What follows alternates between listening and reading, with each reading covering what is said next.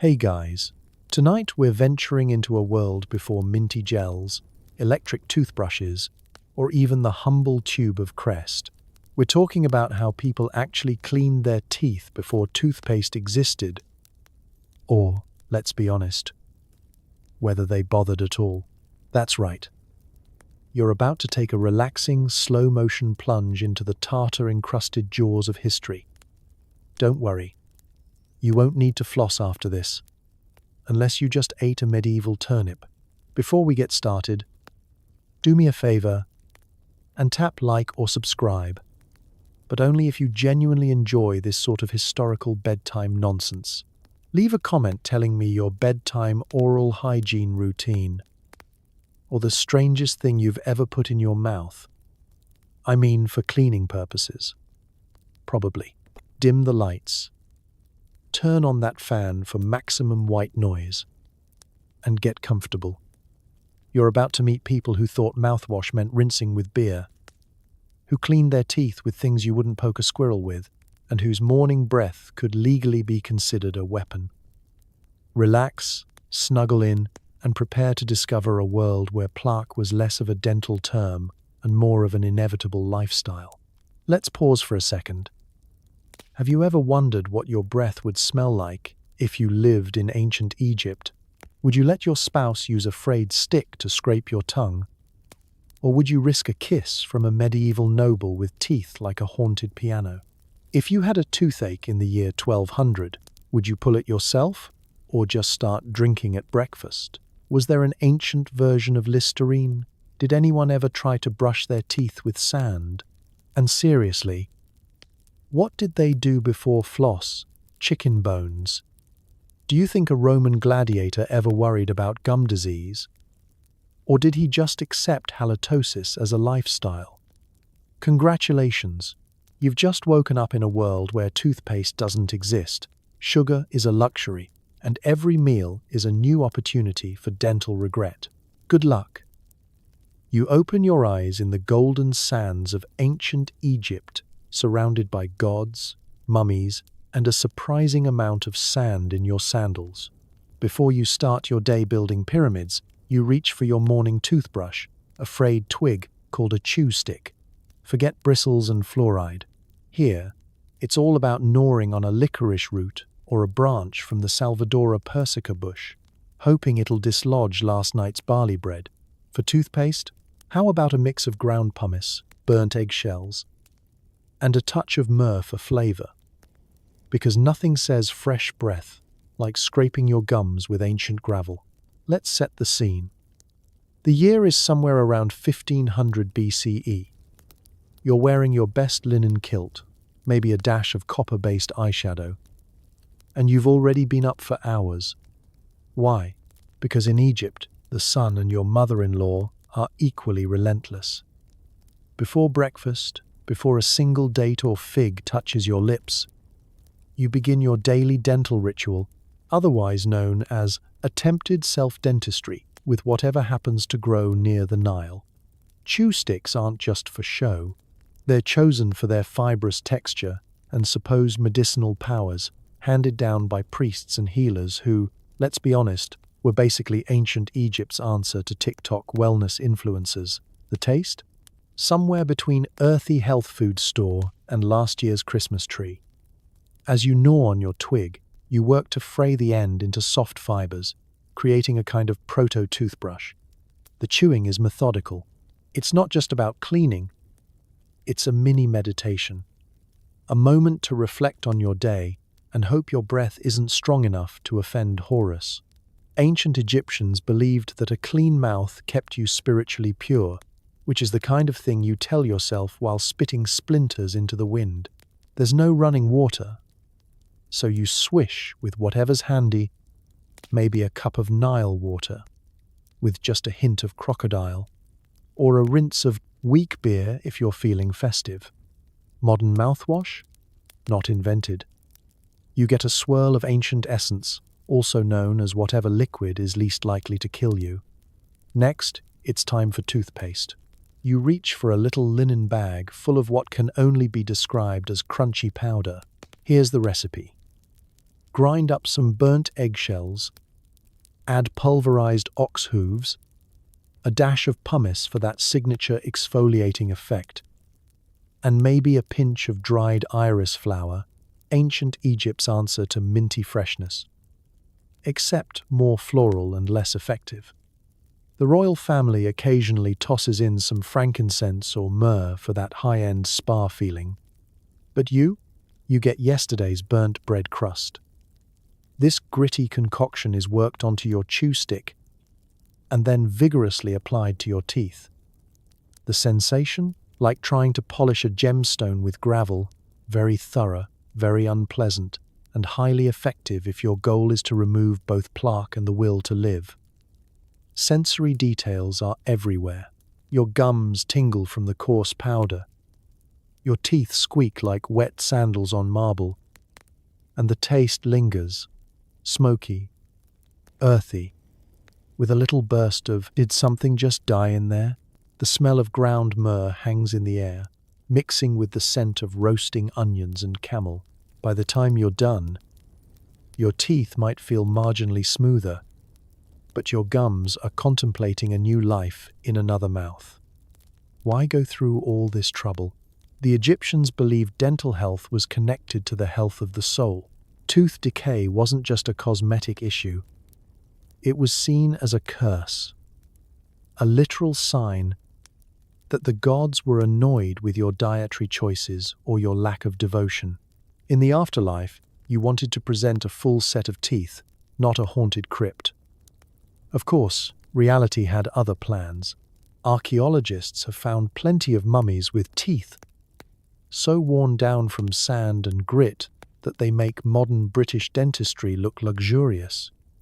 Fun fact, sand in your bread was a given, thanks to grinding stones that generously seasoned every loaf with extra minerals. If you think gluten-free bread is tough, wait until you've tried chewing on ancient Egyptian sourdough.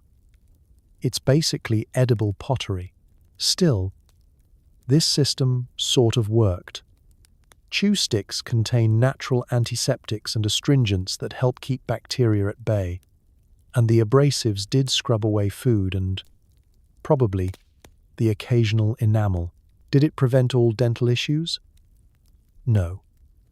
But in a world without sugar, soda, or caramel-filled nightmares, most of the cavities came from dietary grit, not sweets. And that's your morning routine. No toothpaste tubes, no floss, no guilt from your dentist. Just you, a stick, a bag of powder, and the quiet, comforting knowledge that everyone around you is dealing with the same crunchy, squeaky smile. On the bright side, nobody expects you to have pearly whites. In fact, if you still have most of your teeth by age 30, you're basically ancient Egypt's version of a toothpaste commercial. So, finish your chew stick, flash your sandy grin, and march confidently into the desert, ready to face another day. Mouth as clean as 3,000 years of trial and error can manage. You're living your best toga life in Athens, circa 500 BCE. The morning routine is simple. Rinse your mouth with wine. Maybe dab a little olive oil if you're feeling fancy. As for actual cleaning, you're mixing ashes and crushed bones with a dab of honey, smearing this unholy paste on your teeth. It works about as well as it sounds. The goal isn't a Hollywood smile. It's to avoid looking like a barbarian who chews rocks for fun. Let's set the scene. You wake up to the sound of sheep and the not-so-subtle snoring of your neighbor, separated by a thin wall and even thinner standards of privacy. The air is cool, the marble is cold under your feet, and you begin your morning, not with an oat milk latte, but with a goblet of diluted wine. Yes, even before breakfast. Don't judge. In Athens, water is risky business, and everyone knows you're less likely to die of dysentery if you start the day with a nice swirl of wine. You swish the wine around your mouth, hoping it'll scare off the worst of the bad breath. The taste is slightly acidic, the afterburn is real, and you can't help but wonder if the wine is doing more for your teeth or your mood. If you're feeling especially decadent, or you're still tipsy from last night's symposium, you might finish with a splash of olive oil. Richer citizens swear it softens the gums, which in practice just means you have an extra slick smile and the sensation of being gently basted like a Sunday roast. Now comes the cleaning part. Forget about soft bristled brushes or gentle foaming pastes. Instead, you mix a handful of ashes, left over from last night's cooking fire or sacrificial offering, with finely crushed animal bones. If you're lucky, you can add a little honey to bind it together and mask in flavor. If you're unlucky, well, you get the full experience. Smoky, gritty, with a texture somewhere between old pottery and gravel driveway. You rub this gritty paste onto your teeth using a rag or your finger, working it in with a combination of optimism and resignation. Every pass is like exfoliating your enamel, scrubbing away plaque, last night's lentils, and, on a good day, your dental hopes and dreams. The sensation is memorable. It's a crunching, scraping, eye-watering ordeal, punctuated by the taste of burnt animal and the faintest hint of honey. Somewhere in the background, a philosopher is ranting about the virtues of moderation while you're just trying not to swallow a tooth. The ancient Greeks believed in balance, the golden mean, but apparently not when it came to their dental routines. If you're truly committed to a clean mouth, you might follow up with a rinse of vinegar or salt water. It stings, it tingles, and it does absolutely nothing for the lingering taste of scorched lamb bones. Some folks chew on aromatic herbs, mint, myrtle, or fennel, hoping to perfume their breath just enough to survive the morning marketplace. Halitosis isn't just a modern dating fear. In Athens, it's a sign you've given up on both hygiene and the gods. But let's be honest. Nobody in ancient Greece is aiming for perfection. Dental hygiene is more about not being at the bottom of the social barrel. The true insult is to be called barbaros, a barbarian. Greeks pride themselves on being just civilized enough to scrape their teeth with something other than dirt. But the standards are, let's say, flexible. Statues might have perfect marble smiles, but real Athenians? Most are working with a mouthful of slightly grey, thoroughly battered molars and a healthy fear of hard bread. Archaeological evidence confirms that tooth decay wasn't rampant, thanks to a diet low in processed sugar. The real dental villain is wear and tear. Coarse bread, seeds, bits of stone from the mill. By age 30, you've got teeth with the texture of a sea-worn pebble and the color of a lightly used amphora. Dental pain is a fact of life, handled stoically or drowned with yet more wine. If a tooth really starts to ache, you can visit a healer who will offer prayers, poultices, or, failing that, pliers and determination. Yet, as you finish your routine, you feel a sense of accomplishment. Your breath is, if not fresh, at least adequately fermented. Your teeth, though gritty, are free of last night's chickpeas. You're ready to face the agora, the philosophers, and whatever disaster lunch has in store. And remember, nobody's expecting a winning smile. In fact, if your teeth look too white, people will suspect you of being either a foreigner or a fraud. In ancient Greece, oral hygiene is a process, not a destination, and definitely not an Instagram filter. So, wrap yourself in your toga, step into the sunlight, and flash your uniquely Athenian smile, ash, olive oil, and all.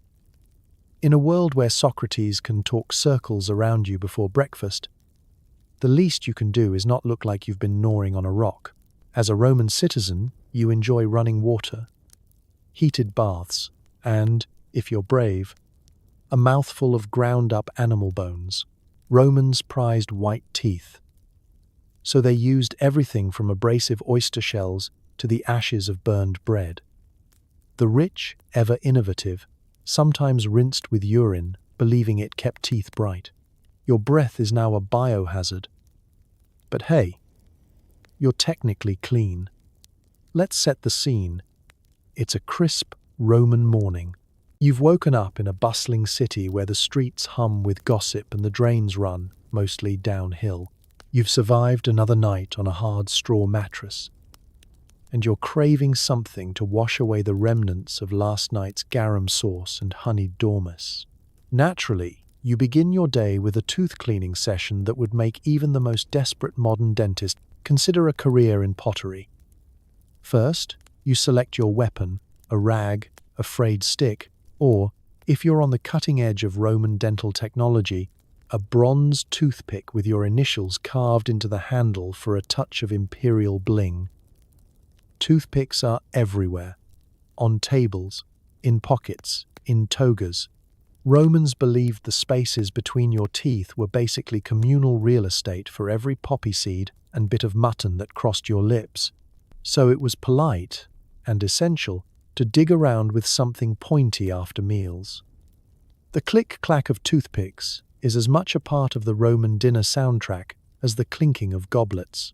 Now, for the main event, toothpaste. The most committed citizens opt for a blend of ground bones, oyster shells, and the ashes of burned bread, all mixed with a little honey or vinegar to make a paste that clings to your teeth with the tenacity of a Roman tax collector. For extra sparkle, some recipes include bits of powdered mouse or the occasional charred feather, because why not?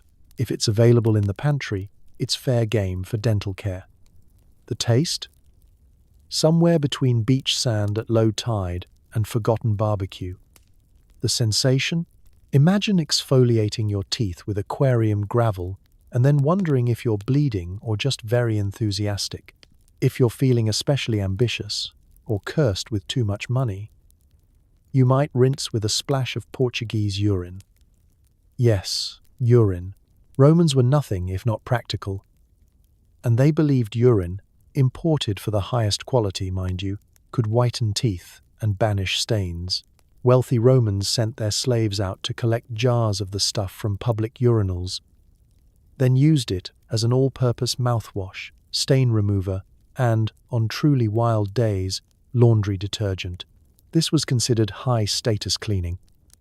In reality, it just meant that the air at Roman banquets was a swirling mix of perfume, olives, and ammonia. Bon appetit.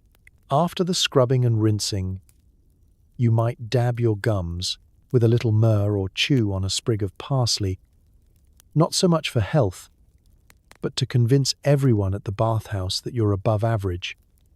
If not in breath, then at least in effort. The myth of the perfectly white Roman smile endures, but archaeological evidence tells a different story. Most Romans had teeth that were more light beige than gleaming marble. The abrasives helped a bit with surface stains but did a number on the enamel. By age 40, most citizens were down a few molars and nursing some serious gum recession. The phrase, "when in Rome, do as the Romans do," never mentions how many teeth you'll lose by following their dental advice. Still, dental pain was just another minor inconvenience, right up there with lead pipes and unpredictable gladiator riots. If a tooth became unbearable, you could always visit the neighborhood medicus, who might pack the offending area with crushed herbs, pour wine over it, for medicinal reasons, of course, or, failing that, yank it out, with forceps that hadn't seen hot water since Caesar was in sandals. Anesthetics were usually a strong friend holding you down and a quick prayer to whichever god you thought had a soft spot for teeth. Yet, despite the biohazard level breath and the high risk of chipping a tooth on breakfast bread, Romans took pride in their appearance. Bad teeth were a sign of bad breeding or bad luck, and the truly fashion-conscious sometimes had gold wires fitted to keep their remaining teeth from wandering off to start new lives elsewhere in their mouths.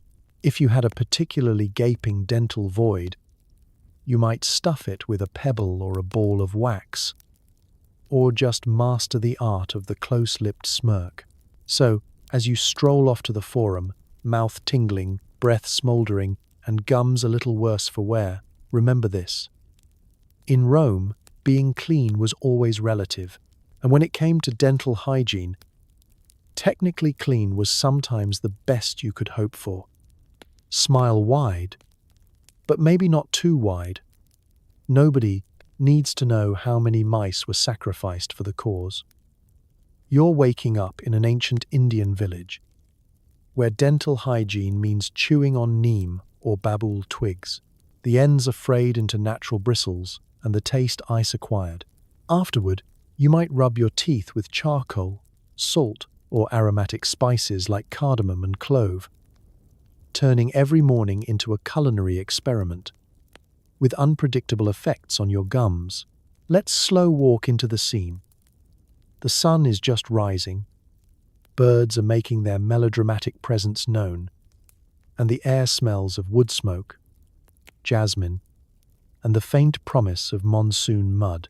You step out of your clay-walled house, reach for the bundle of twigs kept above the door, and snap off a fresh neem stick. This is your toothbrush, toothpaste, and, if you choose unwisely, your breakfast flavoring, all in one. Neem, for the uninitiated, is a taste sensation that can only be described as herbally intense with undertones of medicinal dread. Chewing on it is like announcing to the world and your taste buds that you are committed to dental health and personal suffering. You chew the end of the twig until it splays out into a little brush, nature's own version of Oral-B. No plastic, no ADA approval, just pure, unfiltered plant power. The stick is surprisingly effective. Its fibrous tips scrub away last night's lentil stew and whatever you picked out of your teeth after market day. The neem plant is prized in Ayurveda, the ancient Indian system of medicine, for its antibacterial and antifungal qualities. So, as you're grinding your jaw through that bitter taste, remind yourself, it's not punishment, it's prevention. In modern terms, you're microdosing wellness by the milligram. If you're feeling fancy, or if you just can't take any more neem, you might opt for babool, a slightly less bitter alternative but still firmly in the acquired taste category. Chewing sticks aren't just for the morning. It's a full-day event. People carry them in their waistbands, tuck them behind their ears, and whip them out for a quick midday refresh, the way you or I might reach for a breath mint before a terrifying work call. Your ancestors weren't just committed, they were relentless. Once the twig routine is done, it's time to level up your oral hygiene game. Enter the powders. In a little terracotta dish near the water jar, there's a mixture of charcoal and salt.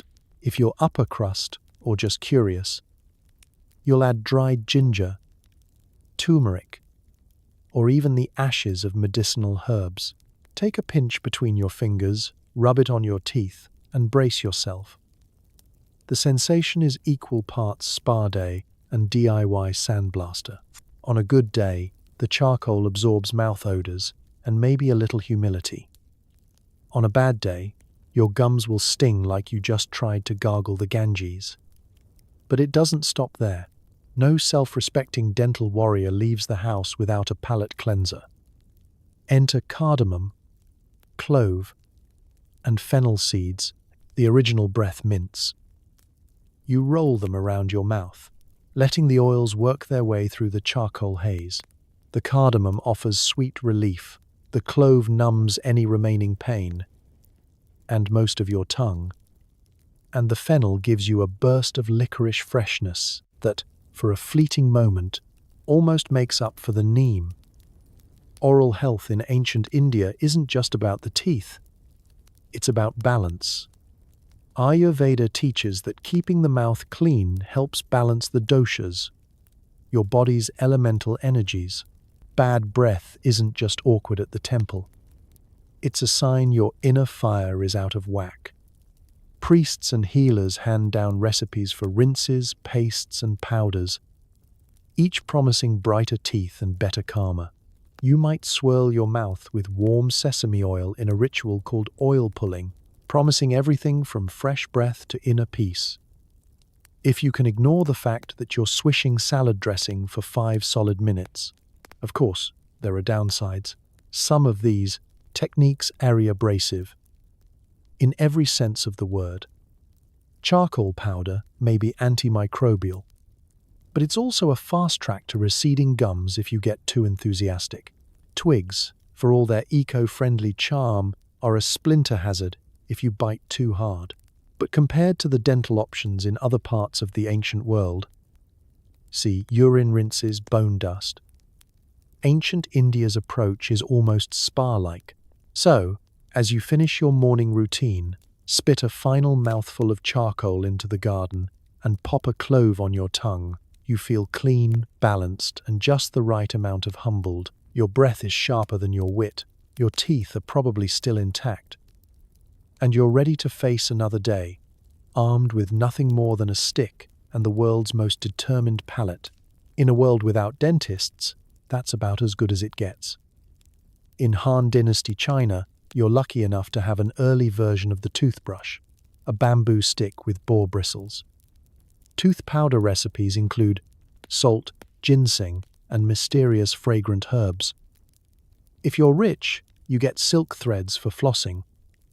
If not, it's a splintery toothpick and a prayer. Let's step quietly into the misty morning of a Han Dynasty courtyard. You awaken in a house where the floors are swept with bamboo brooms and the air is perfumed with incense, possibly to cover up what's going on in your mouth. Before you greet the day, you reach for your prized bamboo-handled toothbrush. Yes, you're ahead of most of the world.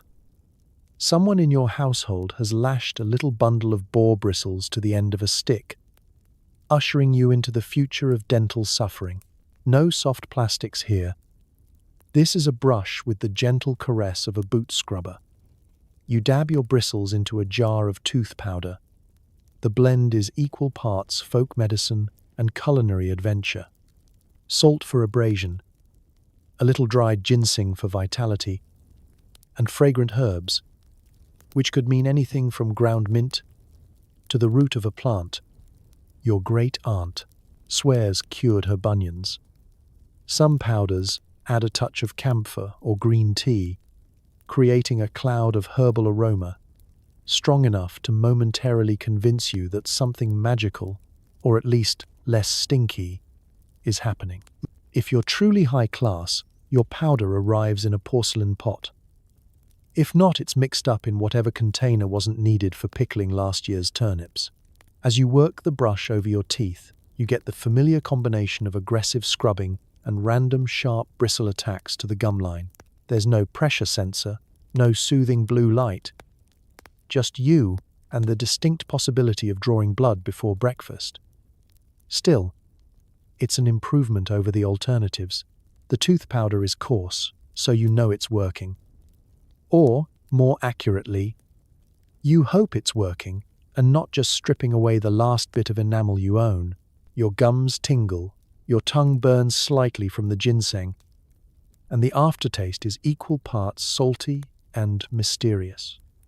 Now, it's time to get serious about the spaces between your teeth.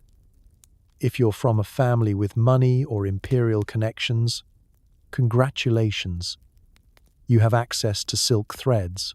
These are the ancient world's answer to dental floss, and they glide between your teeth with smooth, luxurious efficiency until you hit that one gap stuffed with last night's sticky rice. For everyone else, there are toothpicks carved from bamboo or sharpened willow twigs.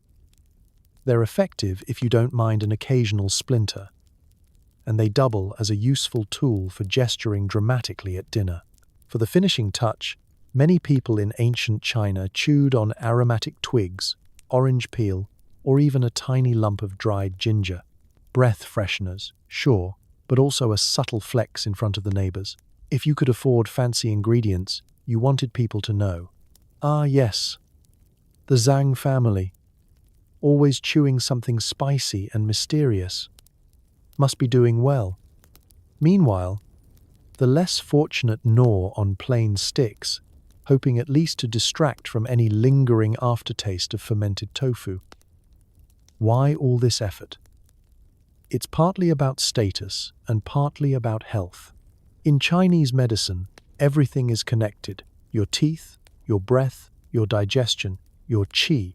Bad breath isn't just embarrassing. It's a sign your yin and yang are out of whack or you've angered a particularly fussy ancestor. Records show that scholars, monks, and physicians all had opinions on mouth care. From the right herbal mixture to the correct angle for your bamboo brush. Maintaining a clean mouth is a sign of harmony, discipline, and respect for yourself, your ancestors, and anyone within sniffing range. Still, this system isn't perfect. The bristles wear down quickly, and the tooth powder can be a little ambitious. If you get too enthusiastic with your brushing, you risk receding gums, a fate only slightly less terrifying than public embarrassment during tea ceremonies.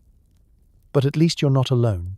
The toothpick is a constant companion, tucked into sleeves or hairpins, ready to tackle any rogue morsel the moment it dares to show itself.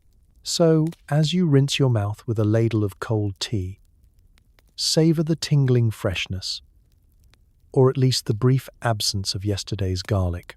Your teeth might not sparkle like imperial jade, but they're clean enough for family portraits, and safe enough that you can laugh at your uncle's jokes without worrying that your breath will cause a diplomatic incident. Armed with bristles, powders, and just enough herbal optimism, you're ready to take on another day, one tooth at a time. You're in a smoky longhouse, eating fermented fish with your Viking friends. After meals, you grab a goose feather or whittle a sliver of bone to scrape out the leftovers. Brushing? Not a thing. But toothpicks? Oh yes. Vikings loved their toothpicks almost as much as their axes. Halitosis was a badge of honor. Picture this. It's pitch black outside. The North Sea wind is howling, and inside your timber longhouse the air is thick with wood smoke, sweat, and the scent of yesterday's cabbage stew that never really leaves. You're wrapped in furs, gnawing on a chunk of dried cod, while someone at the end of the bench is already 3 meads deep and belting out a saga about how he once bit a bear. Welcome to dinner in Viking Scandinavia, a place where every meal is a test of dental fortitude, and the post-feast ritual is less rinse and spit and more poke and pray.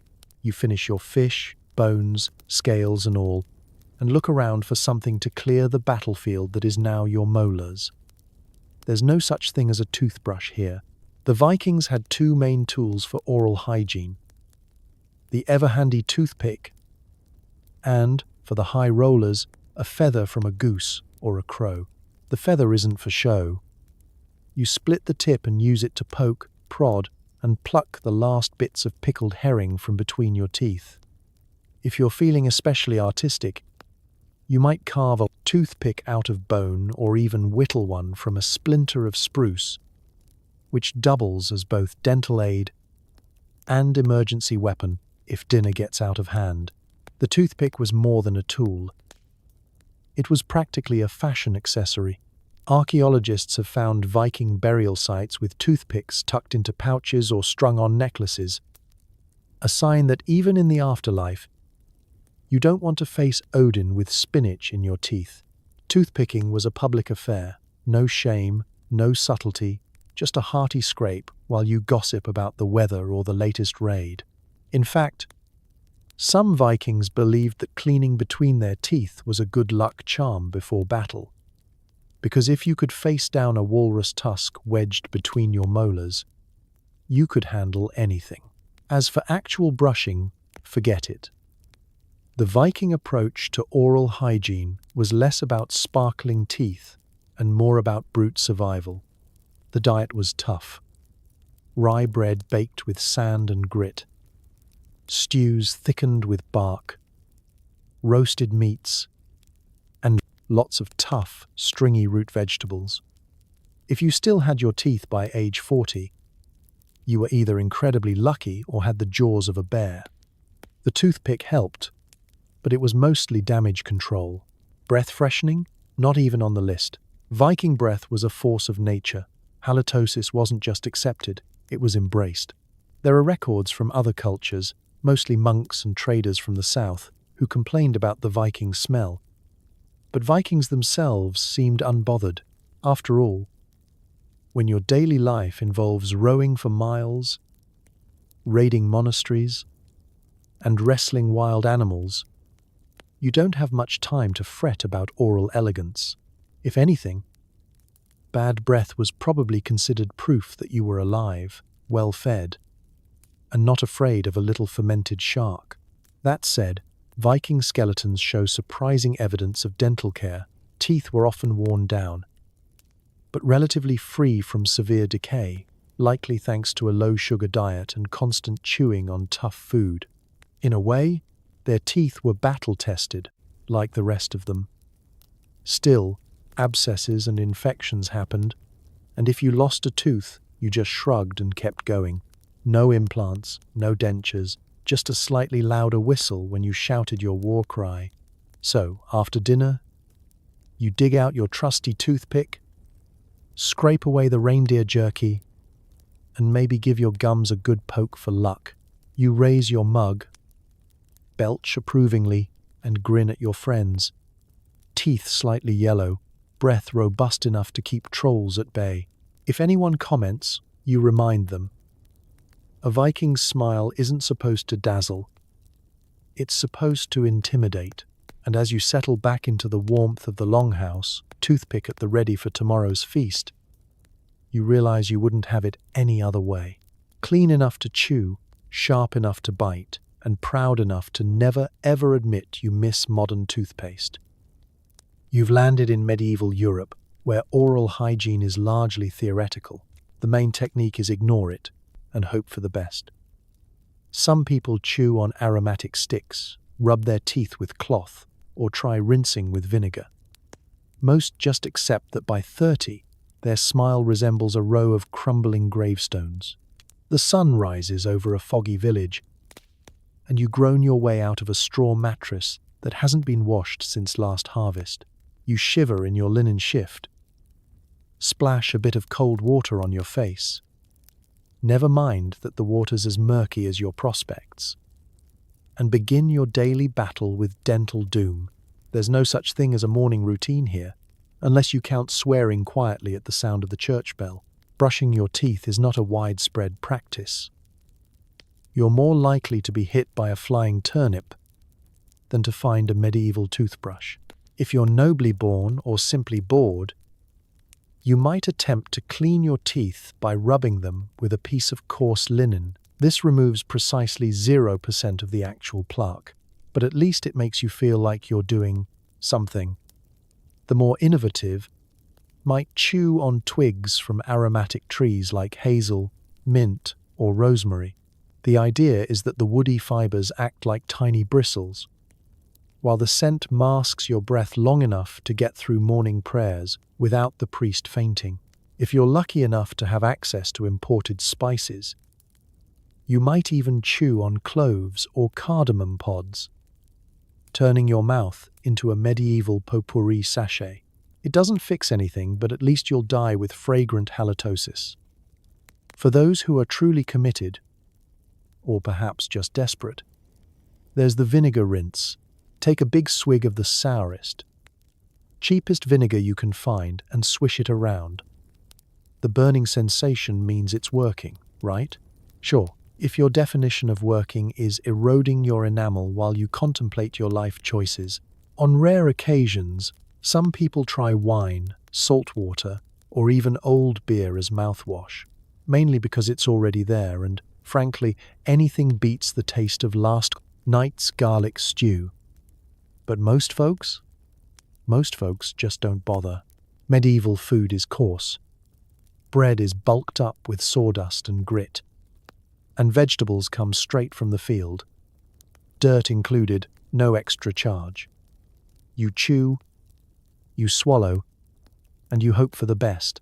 As a result, by the time you hit your late 20s, your dental landscape is a war zone. Blackened molars, chipped incisors, and a few mysterious holes where teeth used to be. Archaeologists regularly find medieval skeletons with abscessed jaws and teeth so worn down they could double as millstones. There's a reason medieval art rarely shows anyone smiling. Tooth pain is a fact of life. The answer? Ignore it as long as possible. When the pain becomes too much to bear, your options are limited and terrifying. You could try a poultice made of herbs, garlic, and the prayers of your neighbors, or visit the local barber surgeon, who's equally likely to cut your hair as he is to yank your aching tooth out with a pair of rusty pliers. No anesthesia, no antiseptic, just a stiff drink and a friend to hold you down. If you survive, congratulations, you've just lost another tooth and gained a story for the next feast. Let's talk about breath. Medieval bad breath is not just common, it's almost expected. No one is carrying around a tin of mints. If your breath smells slightly less foul than the town latrine, you're ahead of the game.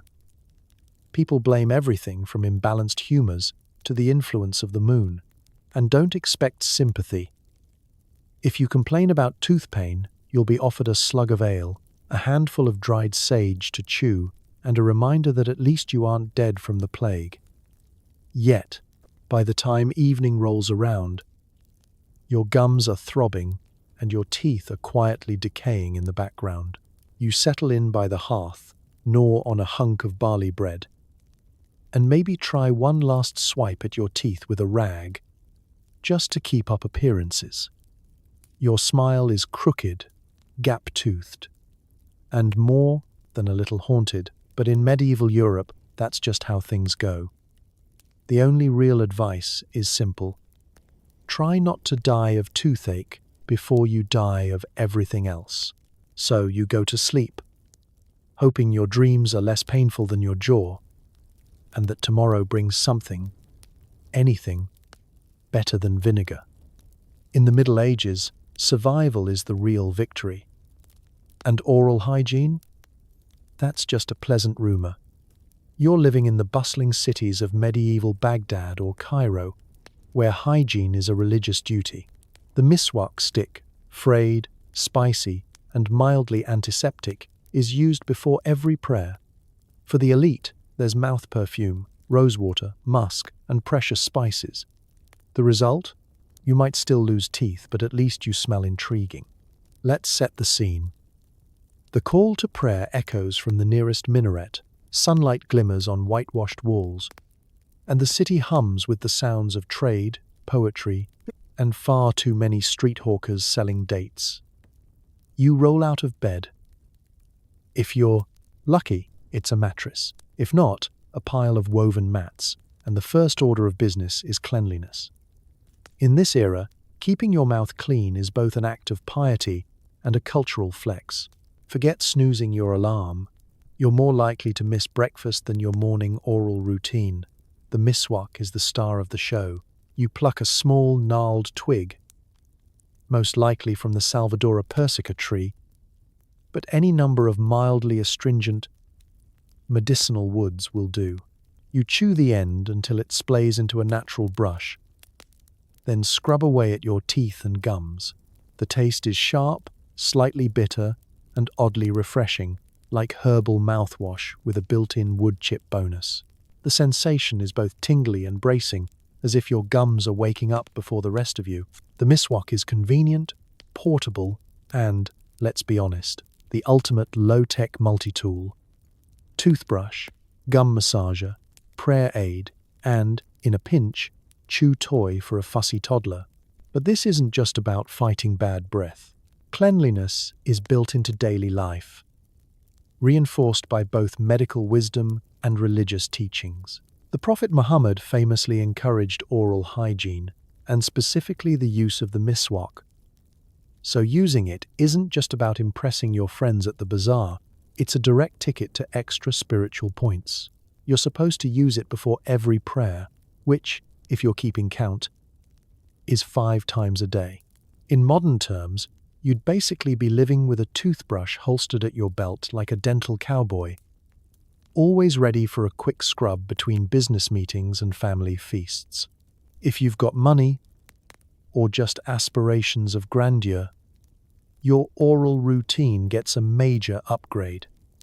For the wealthy, hygiene goes from functional to fragrant.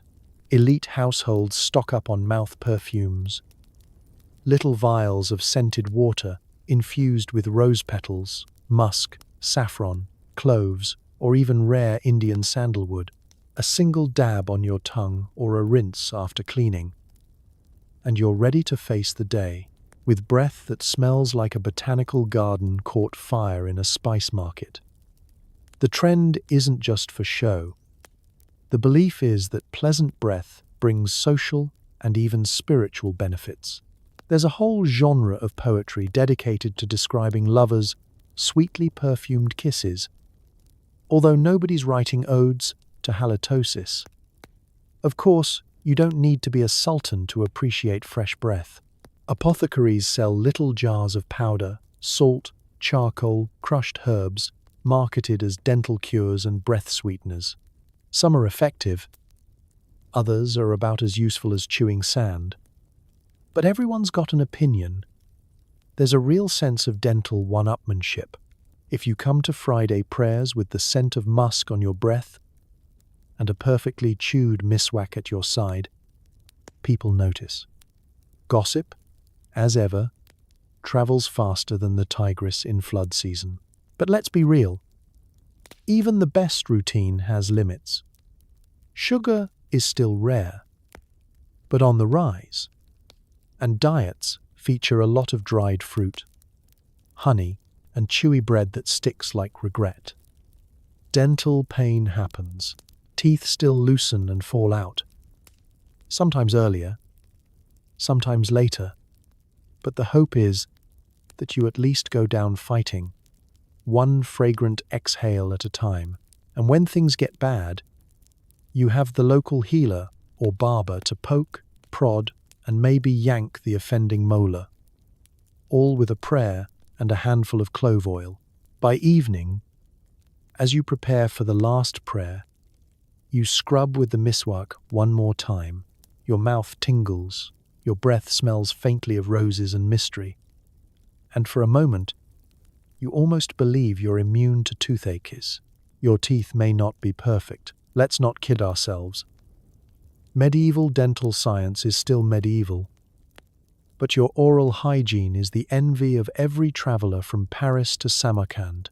So, as you lie down and let the city's nighttime songs drift over you, you know your mouth is as clean and perfumed as centuries of tradition and a few ounces of plant stem can make it. The rest?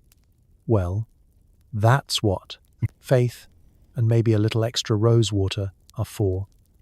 You wake up in a drafty one-room hut. Breakfast is yesterday's porridge, and your dental routine is chewing on sage leaves or rubbing your teeth with powdered charcoal. The gritty taste means it's working, right? If you're noble, maybe you rinse with wine. If you're poor, you're lucky to have teeth at all. Let's stretch and take in the ambience. It's dawn, and the only thing colder than the wind whistling through the holes in your walls is the welcome from your mother-in-law. The fire went out hours ago, so you fumble into a tunic, shivering as you step barefoot onto a floor that is equal parts straw, mud, and whatever the livestock left behind. Your family is already up, mostly because there's no privacy, and because the concept of sleeping in hasn't been invented yet. The rooster isn't even awake, but you are, and so is your toothache.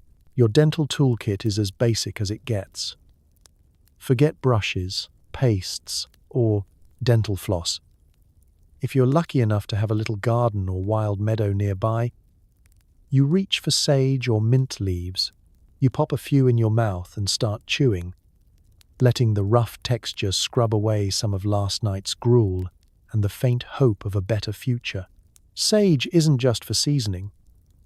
It's considered mildly antiseptic and, for a fleeting moment, leaves your mouth tasting less like swamp and more like an herb patch. If you close your eyes, you might almost believe it's working. Almost. For a deeper clean, you reach for powdered charcoal. Maybe you scraped it from last night's fire. Maybe you traded for a scoop from your neighbor. Either way, you dip your finger or a rag into the powder and rub it on your teeth, feeling every grain crunch and grind as it supposedly polishes your enamel.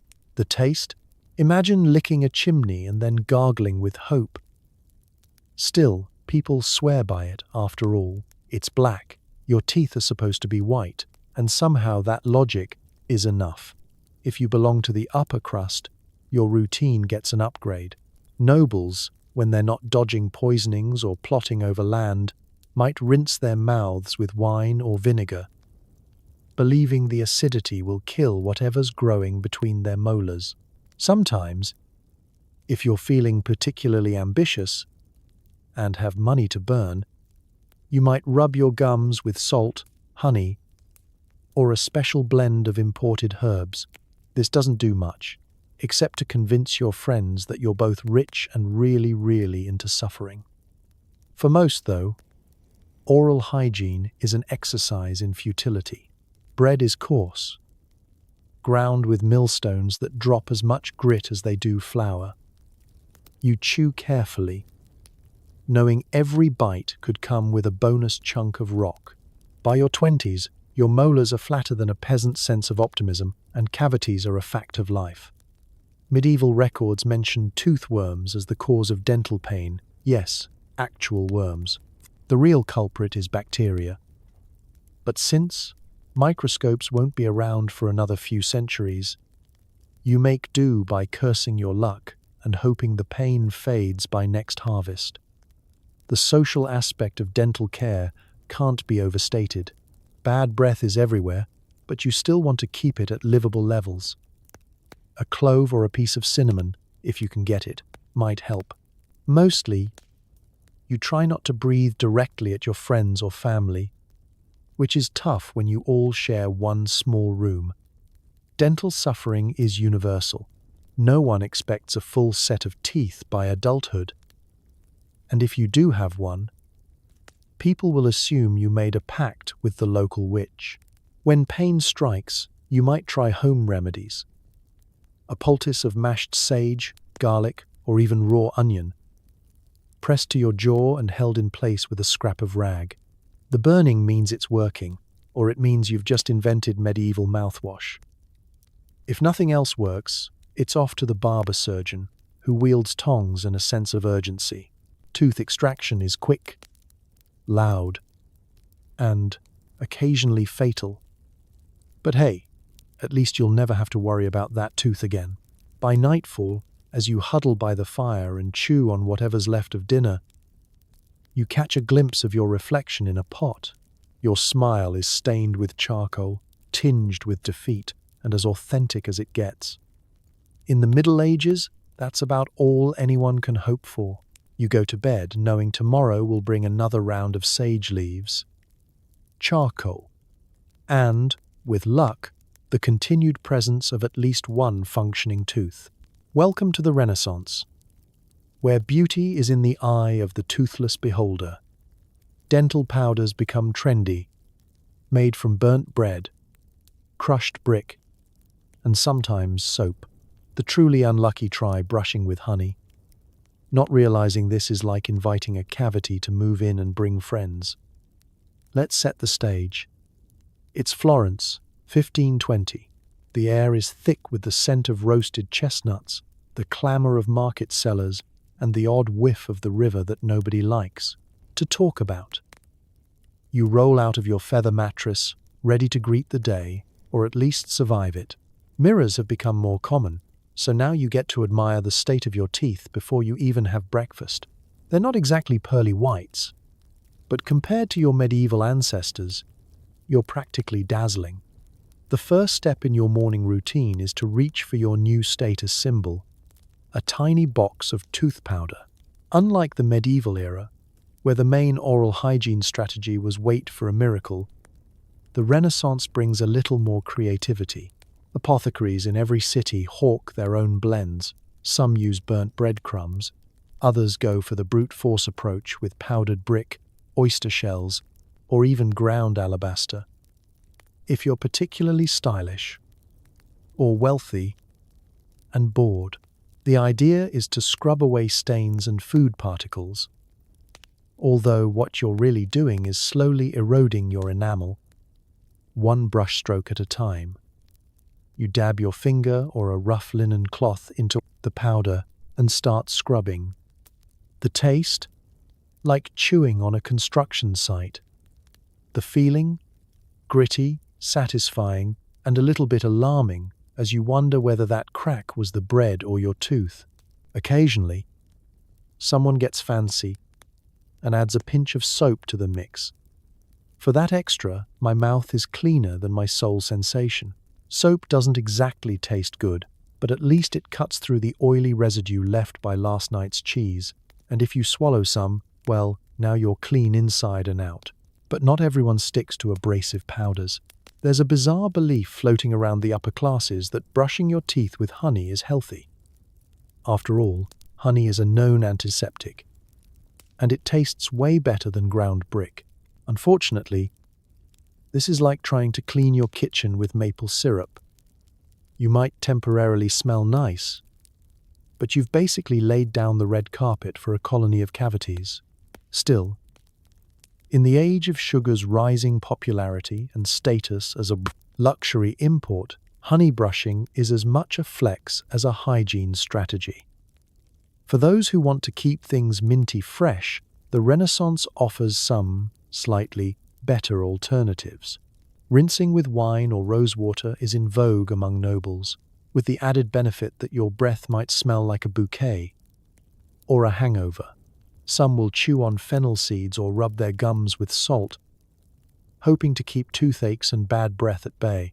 Others keep a clove tucked discreetly in their cheek during social gatherings, which makes for excellent breath and the mild risk of choking if you start laughing at the wrong time. Despite the innovation, dental problems are rampant.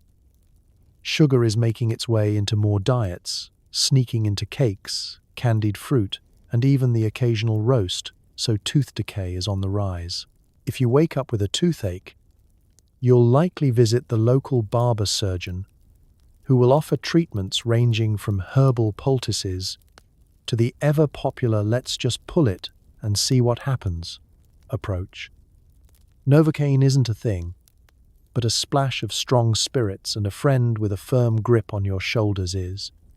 If you're lucky, you'll get to keep most of your teeth into your 30s. If you're not, you'll just perfect the art of the closed-mouth smile. By the time you're ready to face the world, your mouth might taste like a dusty bakery, a perfumed garden, or a failed science experiment. But you're clean, sort of awake, definitely, and feeling fancy enough to join the crowd at the piazza, flashing your slightly pink, slightly gritty, but admirably resilient smile. In the Renaissance, that's about as good as it gets. Beautiful enough for a portrait, tough enough for another day, and wise enough to never brush your teeth with honey again. You're in pre-Columbian North America, where various tribes clean their teeth with chewed willow twigs or abrasive pine needles. Sometimes they rub ashes or fine sand onto their teeth for extra scrubbing power, trading minty freshness for a slightly less gritty smile. Let's settle into the rhythm of a day on the plains or in the dense woodlands.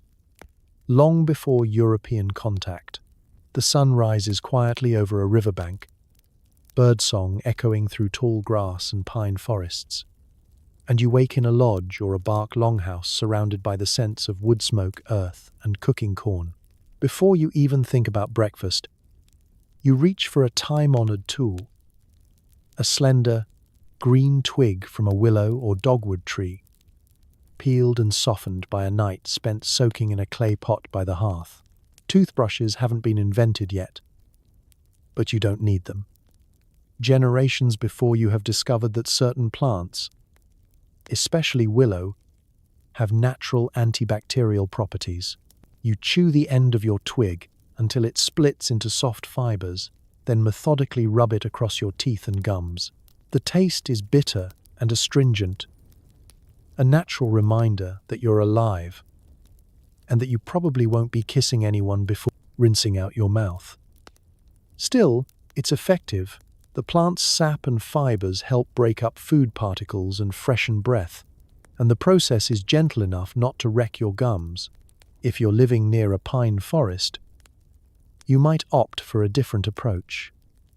Pine needles, gathered in little bundles, are used like nature's dental floss. You strip the needles from their branch, roll them between your fingers to soften them, and then use them to poke out stubborn morsels stuck between your teeth. It's not exactly pleasant, but it works, and the subtle piney aroma almost makes up for the occasional jab to the gum line. For some, the resin is even chewed as a sort of ancient chewing gum, helping to clean the teeth and keep the mouth busy while you're out hunting or fishing. When you want a deeper clean, it's time to break out the exfoliants. Ashes left from last night's fire are a popular choice. A pinch rubbed on the teeth can scrub away stains and food. Some people add fine sand, ground down between stones until it's almost silky. The taste? Imagine licking a campfire and then trying to eat breakfast with a mouthful of beech. But the results are tangible. Teeth feel smoother, breath isn't so heavy, and you can face the day with a little less self-consciousness. No artificial flavors, just the honest taste of grit and perseverance. Oral hygiene isn't just practical, it's cultural. Stories and traditions are passed down from elders about which plants are best. And the ritual of morning tooth cleaning is often shared with children as a lesson in health, respect for the body, and gratitude for the land.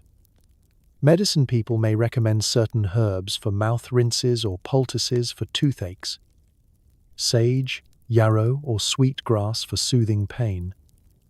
Spruce or birch resin for infected gums. Remedies might be bitter, but the care is genuine and the knowledge is deep. Of course, there are limitations.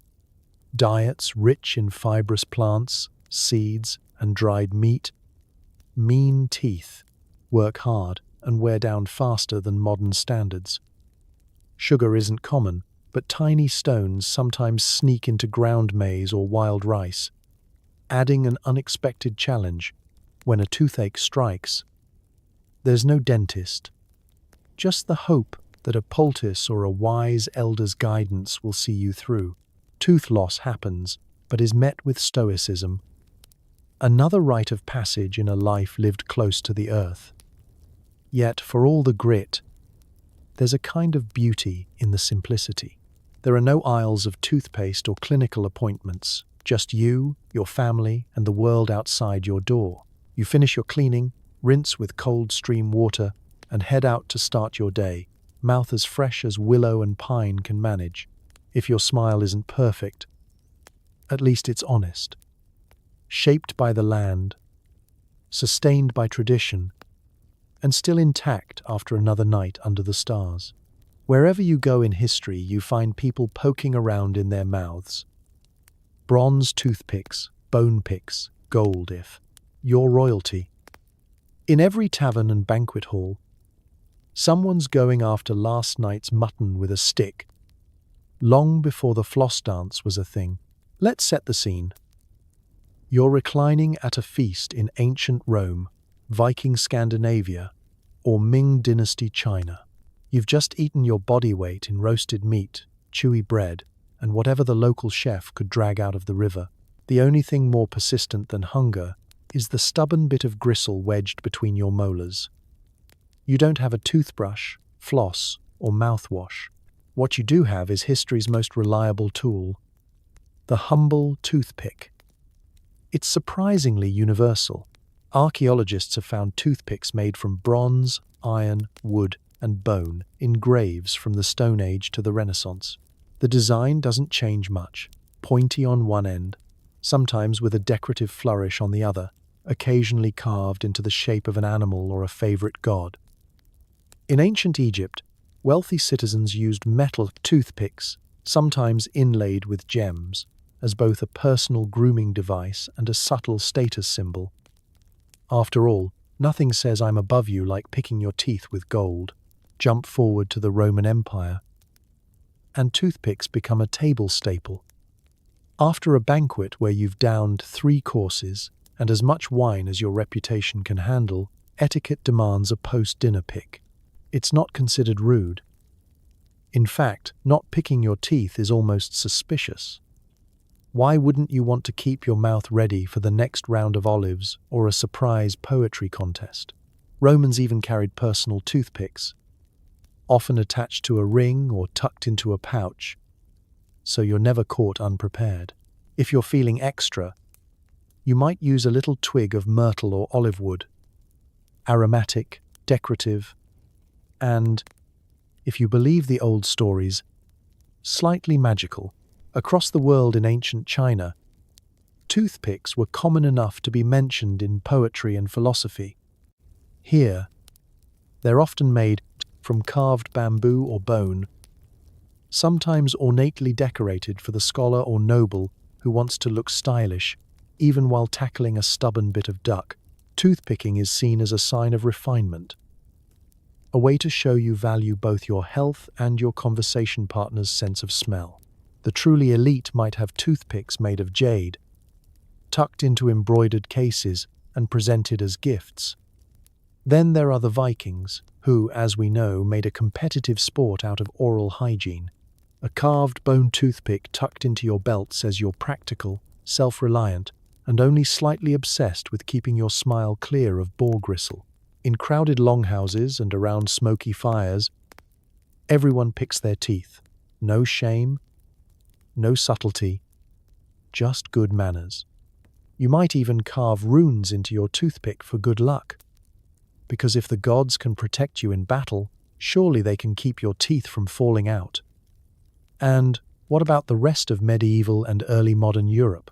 In every bustling inn, it's common to see merchants, peasants, and knights alike using a handy sliver of wood or bone after meals. Sometimes the host even provides communal toothpicks, just a big bowl of sharpened sticks for everyone to share.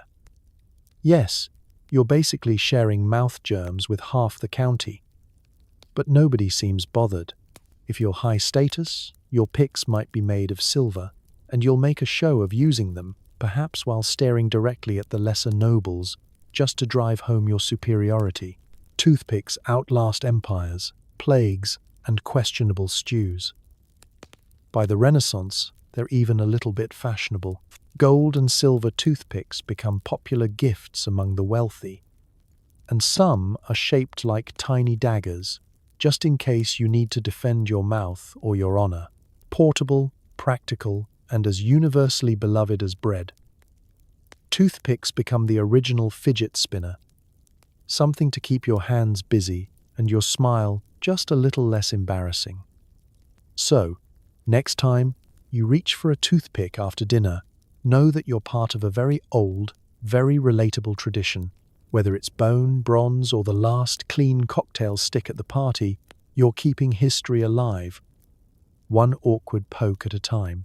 It's the year 1375, and you're rinsing your mouth with a robust blend of vinegar and wine.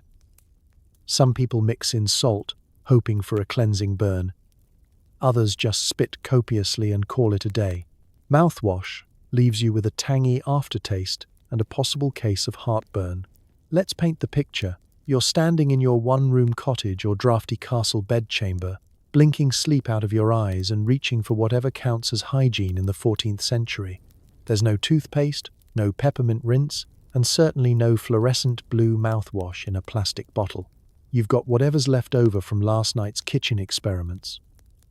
A splash of red wine gone sour, a jug of vinegar sharp enough to peel paint, and, if you're really feeling creative, a pinch of salt straight from the Lord's private stash. Your teeth ache. Your breath could knock over a small goat. and the day hasn't even started yet. You swirl a mouthful of vinegar, bracing for that moment when your gums tingle and your eyes water. A sensation less minty fresh and more medieval science experiment. Some say it kills germs, others say it just kills hope. Either way, your mouth now tastes like salad dressing, and you may or may not have just stripped the last bit of enamel off your molars. If you're feeling extravagant, or just trying to impress your neighbors, you cut your vinegar with a little wine. Not the good stuff, heaven forbid, but whatever's gone sour in the jug, which in medieval Europe is basically all wine, all the time. For the truly committed, salt is the must-have addition. It's said to cleanse the mouth and toughen the gums. The actual result is more like licking the bottom of a barrel and then wincing through the aftershocks. Still, everyone swears by it, mostly because it's cheap, available, and makes you feel like you've done something noble for your dental health before you go back to eating bread as hard as roof tiles.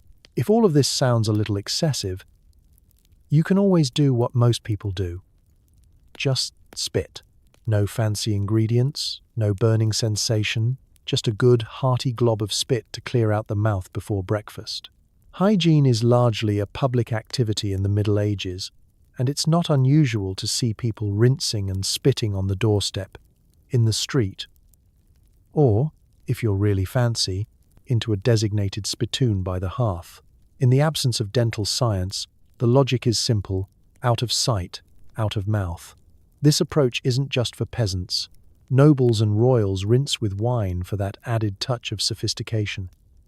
Apothecaries even offer their own mouthwash recipes, sometimes throwing in crushed herbs or a splash of rosewater if you've got the plant coin to spare. The result is an olfactory adventure that ranges from herbal bouquet to barnyard surprise. Medieval mouthwash is less about fighting germs and more about masking the inevitable. With no real understanding of bacteria or plaque, people are mostly battling bad breath with brute force and the occasional prayer. Of course, mouthwash doesn't solve the bigger problems. With diets full of sticky porridge, gritty bread, and dubious stews, your teeth are fighting a losing battle against decay. Toothaches are treated with poultices, prayers, or a trip to the barber surgeon, whose solution is usually just pull it. There's no sugar-free gum, no dentist gently suggesting you floss, and no little plastic cups for rinsing. Just you, your trusty jug, and the vague hope that vinegar is doing something besides burning your tongue. Still, the ritual persists. There's comfort in swishing and spitting, in feeling briefly cleaner, in believing that you're one step ahead of the tooth rot. You finish your rinse, grimace at the lingering tang, and get ready to face the day. Breath tinged with vinegar, teeth slightly cleaner, and stomach lining already filing a complaint. As you trudge out the door, you know your mouth is as clean as it's going to get. Your neighbors are in the same boat. The air is alive with the scent of wine and vinegar, and if anyone's judging your morning routine, it's probably the goats. In the end, medieval mouthwash isn't about perfection. It's about trying, every morning, to fight back against a world determined to make your mouth as unpleasant as possible, and maybe, just maybe, to keep your smile for one more day. Suddenly, sugar is everywhere if you can afford it. It's sprinkled on everything from pies to porridge, and the dental disaster is immediate. People start using more abrasive powders, but the damage is done. Rotten teeth become a status symbol among the wealthy. Proof: you can afford sweets and survive the consequences. Let's set the scene. It's London, maybe 1650. You wake up to the sound of horses in the street and the sweet, cloying aroma of someone stewing fruit for breakfast. Sugar is the new gold, imported in crates, guarded with more enthusiasm than the actual crown jewels. Nobles, merchants, and anyone trying to prove they've made it are spooning sugar into everything. A morning slice of bread? Covered in sugar. Porridge? Sugar on top. Fish? Why not? If you're rich, your teeth ache not from hard work but from the sheer abundance of dessert masquerading as every meal. You stumble to the mirror and smile, or, more accurately, you bare your teeth and hope nobody looks too closely. A row of black, pitted stumps is suddenly en vogue among the elite. The whiter your teeth, the poorer people assume you are, because sugar, like velvet, is reserved for the highest rungs of society. Queen Elizabeth I herself was infamous for her sugar teeth. Portraits show her with lips firmly closed, but eyewitnesses reported that her smile was less regal beacon and more Halloween jack-o'-lantern. Having rotten teeth means you have the money and social clout to ruin them. To fight back against this sticky, delicious invasion, everyone ups their oral hygiene game, or tries to. Apothecaries and barbers offer new, improved tooth powders made from everything under the sun. Burnt bread crusts, brick dust, chalk, even a little cuttlefish bone for extra abrasion. Some add herbs, mint, or a hint of cloves for flavor, while others, less kindly, add salt or vinegar to the mix. You dip your linen rag or hog bristle brush into the powder and scrub away, feeling the grit scrape not only the sugar but also, potentially, every last molecule of enamel off your teeth. If you're feeling modern, you might try a concoction of honey and burnt rosemary. If you're desperate, you might even use a sliver of soap. But it's all a losing battle. The sugar works its way into every crack and crevice, feeding an army of bacteria that are absolutely living their best lives in your molars. Toothaches become common among the upper class. And a fashionable dinner party is never complete without someone discreetly excusing themselves to groan in a dark corner. The poor are not immune to dental disaster, but sugar is still too expensive for most peasants. Their teeth, battered by coarse bread and questionable stew, are at least spared the full wrath of sugar's sticky embrace. For them, tooth powder is mostly ash or ground herbs, and a missing tooth is more likely to be from an accident in the fields than a flirtation with candied plums. Of course, when dental disaster strikes, the answer is always dramatic. A visit to the barber surgeon awaits, the same man who will happily shave your beard, lance your boils, and, with a strong grip and no anesthesia, yank out your offending tooth. This is usually followed by a generous slug of brandy and several weeks of soup for every meal. There are rumors of ivory teeth, gold wires, and even full sets of dentures for the rich. But none of them work particularly well. Sometimes, a fashionable lady will even blacken her remaining teeth with soot, just to blend in and avoid suspicion of poverty. Through all this, social status is everything. People trade recipes for tooth powders and breath fresheners, but nobody can really halt the sugar-fueled decay. If you have a full set of teeth in your 30s, you're either incredibly disciplined, shockingly poor, or some kind of wizard. For everyone else, there's always another pastry and another reason to keep your mouth shut in portraits. So, you rinse with wine, scrub with ashes, and pray for the best. In early modern Europe, you might lose your teeth, but at least you gained a story and the sweet taste of progress. Welcome to the court of feudal Japan, where the ideal smile is blackened with iron filings and vinegar. Black teeth are beautiful, but between dye, jobs, you're cleaning with rice husk powder and salt, making each day a tiny festival of oral abrasion.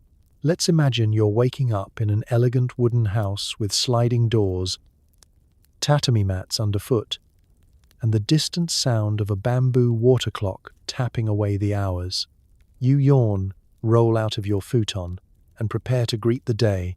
After all, your teeth are a social calling card, and today's card is jet black. In the world of Ohaguro, Tooth blackening isn't just a fad, it's the ultimate status symbol, a sign of maturity, beauty, and even loyalty. For married women, courtesans, and samurai, a blackened smile means you're cultured, refined, and absolutely not in the market for new suitors. The tooth blackening ritual is nothing if not elaborate. You or your maid prepare a special mixture called kanamizu, a potent brew of iron filings dissolved in vinegar, then mixed with tea or sake for good measure. You swish the concoction, brush it onto your teeth with a small stick, and wait for the magic, or depending on your taste buds, the horror, to happen. The liquid stains your teeth a deep, inky black. The taste is metallic, sharp, and only slightly less offensive than the smell. But beauty is pain, or in this case, beauty is a dental science experiment that's about to last a lifetime. Why black teeth? In an era before fluoride or sugar-filled snacks, white teeth were associated with animalistic instincts, or worse, the lower classes. Black teeth meant you had the means and leisure to maintain them. And it was said the iron solution protected against decay. Whether it truly helped or simply covered up the evidence is up for debate. But you feel invincible. Your smile as glossy as lacquerware and twice as mysterious. But the work doesn't end there. Between dye jobs, you have to keep your teeth clean, at least by the standards of the time. Toothbrushing in feudal Japan is a serious affair. You start with rice husk powder, the byproduct of polishing rice for meals. The fine powder acts as an abrasive, scrubbing away yesterday's fish, pickles, and sticky rice. If you want a little extra grit, you add salt, which leaves your gums tingling and your mouth in a state of perpetual readiness for anything except, perhaps, dessert. The brush is a small wooden stick or a wisp of twisted fibers. No mint flavor, no gentle foaming action. Just the steady scratch and scrape of tradition. Some days, you might chew on fragrant herbs, perilla, bamboo leaf, or even roasted green tea stems to freshen your breath before facing the scrutiny of the court. Other times, you simply rinse with cold well water or a weak solution of sake and salt, hoping to wash away the aftertaste of both last night's meal and this morning's kanamizu. Dental problems, of course, still happen. Even with iron and vinegar, the diet is heavy on fermented vegetables, salted fish, and chewy rice. Toothaches are treated with herbal poultices, and if things get truly dire, there's always the village healer ready. With a mixture of mysterious roots and strong words of encouragement, teeth fall out, blackened or not. But if you lose one, you just hope the rest stay in long enough to keep up appearances. Ohaguro eventually fades out with the arrival of Western influence, but in your day, the ritual reigns supreme. You flash your gleaming black smile at friends, rivals, and potential in-laws alike, secure in the knowledge that you look, well, absolutely terrifying to anyone not in on the trend. Underneath it all, your teeth are cleaned. At least as clean as a daily rice husk and salt polish can manage. As you slide open the door and step into a new day, you can't help but feel a sense of pride. Your smile is the ultimate statement piece. Mysterious, respected, and a little bit abrasive, just like life in feudal Japan. You're clutching your jaw in a medieval town, hoping for mercy. Instead, you meet the barber surgeon, a man who will clean, extract, and sometimes cauterize your teeth with tools last sanitized during the Crusades. Anesthetic? Sure, if you count strong ale and an encouraging slap. Let's imagine the setting. The village square is busy, the air thick with the smell of livestock, fresh bread, and a hint of terror. You limp toward the barber surgeon's shop, cheeks swollen, gums throbbing, and a toothache that feels like an angry demon pounding on your skull. The sign swinging out front promises haircuts, bloodletting, and minor surgeries. Dentistry is not a profession so much as an unpleasant hobby squeezed between bowl cuts and questionable amputations. The waiting area is a bench crowded with fellow sufferers, everyone clutching a sore jaw, swollen cheek, or the irrational hope that this time it won't be so bad. It will be. Inside, the barber surgeon himself greets you.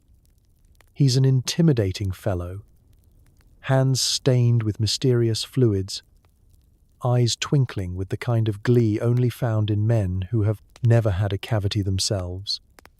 His tools are laid out on a table: iron tongs, hooked probes, crude files, a half-clean rag, and something that looks suspiciously like a fireplace poker. First, he offers you a stiff drink, ale, wine, or anything with enough kick to make you forget where you are. This is your anesthetic. You're advised to drink fast and think of something pleasant, like a world where toothpaste and Novocaine exist. You oblige, the liquid burning its way down as you sit in a rickety chair that has seen more trauma than a battlefield. The examination is brief. He pokes and prods your mouth with an iron tool, muttering commentary on the state of your dental neglect. Then he makes his recommendation. Extraction. There's no gentle let's monitor it. The medieval dental strategy is simple. If it hurts, yank it. Before you can protest, your head is wedged between the knees of an assistant or a helpful neighbor, and the barber surgeon grabs his iron forceps, which, according to legend, were last properly cleaned when dragons still roamed the land. He jams the forceps around the offending tooth, gives you a hearty "this will only hurt a lot," and starts pulling. The pain is immediate and cosmic. You squeeze the chair so hard you nearly snap the armrests, and the whole town hears your protest. In seconds or hours, time loses meaning.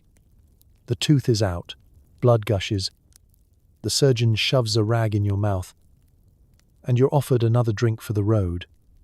But wait, sometimes extraction isn't enough. If infection has set in or the wound refuses to clot, it's time for cauterization. The barber surgeon grabs his iron poker, thrusts it into the hearth, and, once it's glowing, presses it to your bleeding gum. The smell is unforgettable. You may faint, which is the best outcome, or you may just scream so loudly that church bells tremble, and yet, in the absence of real medical knowledge, this grim routine sort of works. The tooth is gone. The infection is less likely to spread, and you might even survive to tell the tale if you avoid the dreaded dry socket, which, in medieval times, is just another way of saying you're about to see a lot of saints in your dreams. If you're lucky, you'll heal and have a great story for the tavern. If not, you'll be back in the chair with a new problem and fewer teeth. As you stumble out, one tooth lighter and the taste of blood lingering, you realize this is medieval dentistry. Fast, brutal, and built for a world where suffering is just a part of daily life. The only real aftercare is more ale, some herbal poultices, and a promise to chew on the other side of your mouth for the foreseeable future. Good luck smiling, at least until the next toothache. Not everyone trusts in powders and twigs. In many cultures, you find prayers, charms, and rituals to keep toothaches away. From incantations in Babylon to Saint Apollonia medals in medieval Europe, sometimes the best you can hope for is supernatural intervention. Let's drift back to a time before antibiotics, before toothbrushes, before anyone could Google "what's this weird pain in my mouth?" Instead, you're in Babylon, surrounded by clay tablets, bustling markets, and a family that believes a sore tooth is the work of demons or displeased gods. The first line of defense isn't a dental appointment. It's an appeal to the supernatural. Got a toothache? You're not heading to the medicine chest. You're headed to the temple. In ancient Mesopotamia, A toothache might be explained as a worm gnawing inside your molar. The logical solution? An incantation. A priest or healer recites a series of sacred words, perhaps while burning aromatic herbs or waving a carved amulet over your throbbing jaw. If you're lucky, the ritual includes a poultice made from dates and onions, wrapped in linen and pressed to your cheek. But mostly, you're relying on the gods. Any god who seems likely to care about your teeth today. At the very least, the ceremony is a distraction from the pain. And if it works, you have a new family story for the next festival. As centuries roll by, the magical approach only gains strength. In ancient Egypt, special amulets are crafted with images of protective gods, maybe Bez, the dwarf god of household blessings, or Taweret, the hippopotamus goddess of childbirth and general protection. If you're a child, you might have your first lost tooth buried in the floor of the house or offered to the river, accompanied by a whispered spell for strong adult teeth. Everyone knows the best way to keep your teeth healthy is to stay on the good side of whatever spirits are lurking nearby.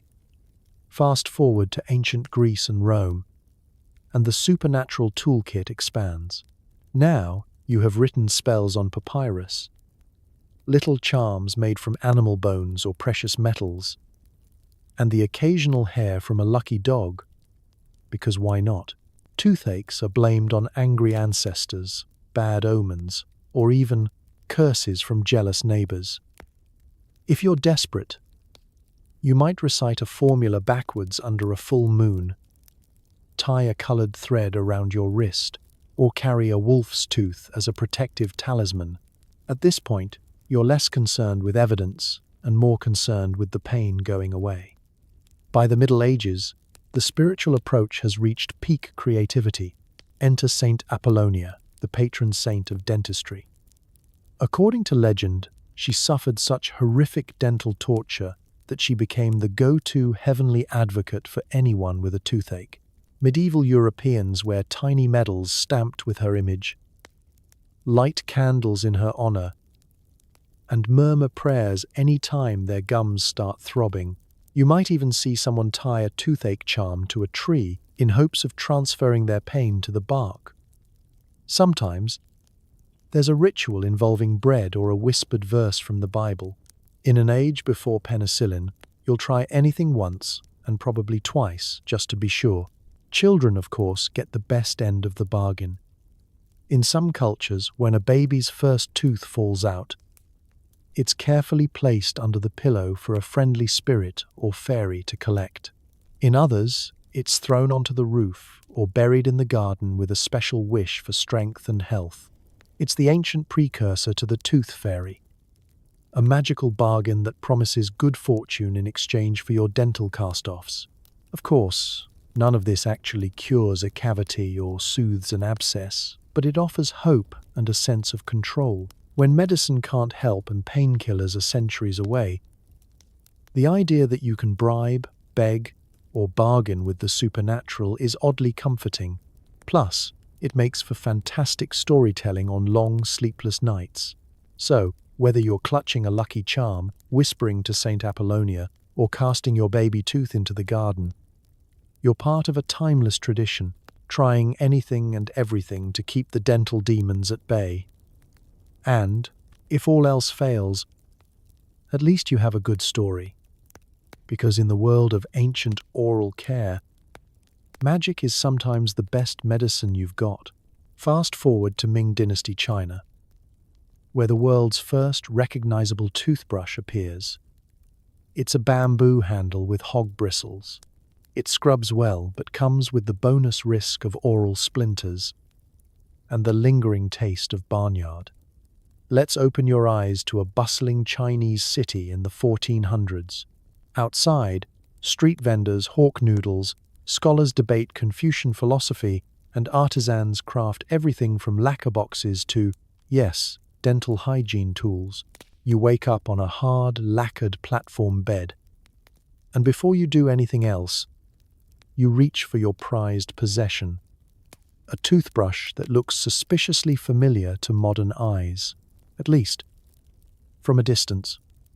Up close, it's more farmyard innovation than spa day at the Ritz. Your toothbrush handle is made of smooth bamboo, split and carved by hand, with a tuft of hog bristles wedged tightly into a hole at one end. You've seen simpler times, but this is the height of progress. Brushing no longer means chewing a twig or rubbing powder on your gums with a rag. It means wielding a purpose-built cleaning device, the latest must-have accessory for anyone who cares about their teeth, social status, or not getting quietly judged at dinner. You dip your brush into a ceramic bowl of tooth powder, maybe a blend of salt, crushed medicinal herbs, dried mint, and a pinch of ginseng for stamina. The bristles, coarse and stubborn, scrape across your teeth with a thoroughness that's equal parts invigorating and slightly alarming. The first few swipes taste distinctly of barnyard, with undertones of something you're pretty sure is last week's turnip. Still, you press on, determined to chase away yesterday's garlic dumplings and keep your mouth respectable for the day's business. There are hazards, of course. Sometimes a bristle comes loose mid-brush, and you spend a fun few minutes trying to fish it out of your molars. Sometimes the bamboo splinters, leaving you with a souvenir wedged in your gum line. But compared to the alternatives, rubbing ash on your teeth or hoping a mouthful of mint leaves will do the trick, this is luxury. Toothbrushes become prized items. Wealthier families commission custom handles with painted designs, silk tassels, or even precious metal inlays. Children are taught to brush early, and parents keep a watchful eye to make sure no one skips out, especially on festival days when sweets and sticky rice cakes make dental disaster nearly guaranteed. Public bathhouses sometimes offer communal brushes, don't ask. And vendors in the market hawk bristle replacements for those whose morning enthusiasm has, once again, bested the brush. Beyond the home, scholars and physicians extol the benefits of proper brushing. Medical treatises describe the importance of keeping the teeth free from wind and dampness. Ancient catch-alls for everything from cavities to chronic halitosis. Advice columns, written in beautiful calligraphy, recommend brushing after every meal and following up with a rinse of cool tea or herbal broth. If you're particularly careful, you'll finish with a chew on a fragrant twig or a mouthful of camphor, just to keep your breath in harmony with the seasons. Yet, as with all things, the results are a little mixed. Bristles are aggressive, and sometimes you find your gums bleeding, your enamel thinning, and your family debating whether the faint barnyard aroma is you or the neighbor's pig. But still, in the grand sweep of dental history, you are ahead of your time.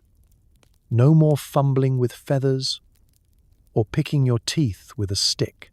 You have a brush, a tool designed for the express purpose of cleaning your teeth and announcing to all of Ming Dynasty society that you care about your smile. So you spit out the last traces of powder, give your bamboo handle a quick rinse, and admire your handiwork in a polished bronze mirror. Your teeth are clean-ish, your breath is at least mildly herbal, and your gums are, for now, mostly intact.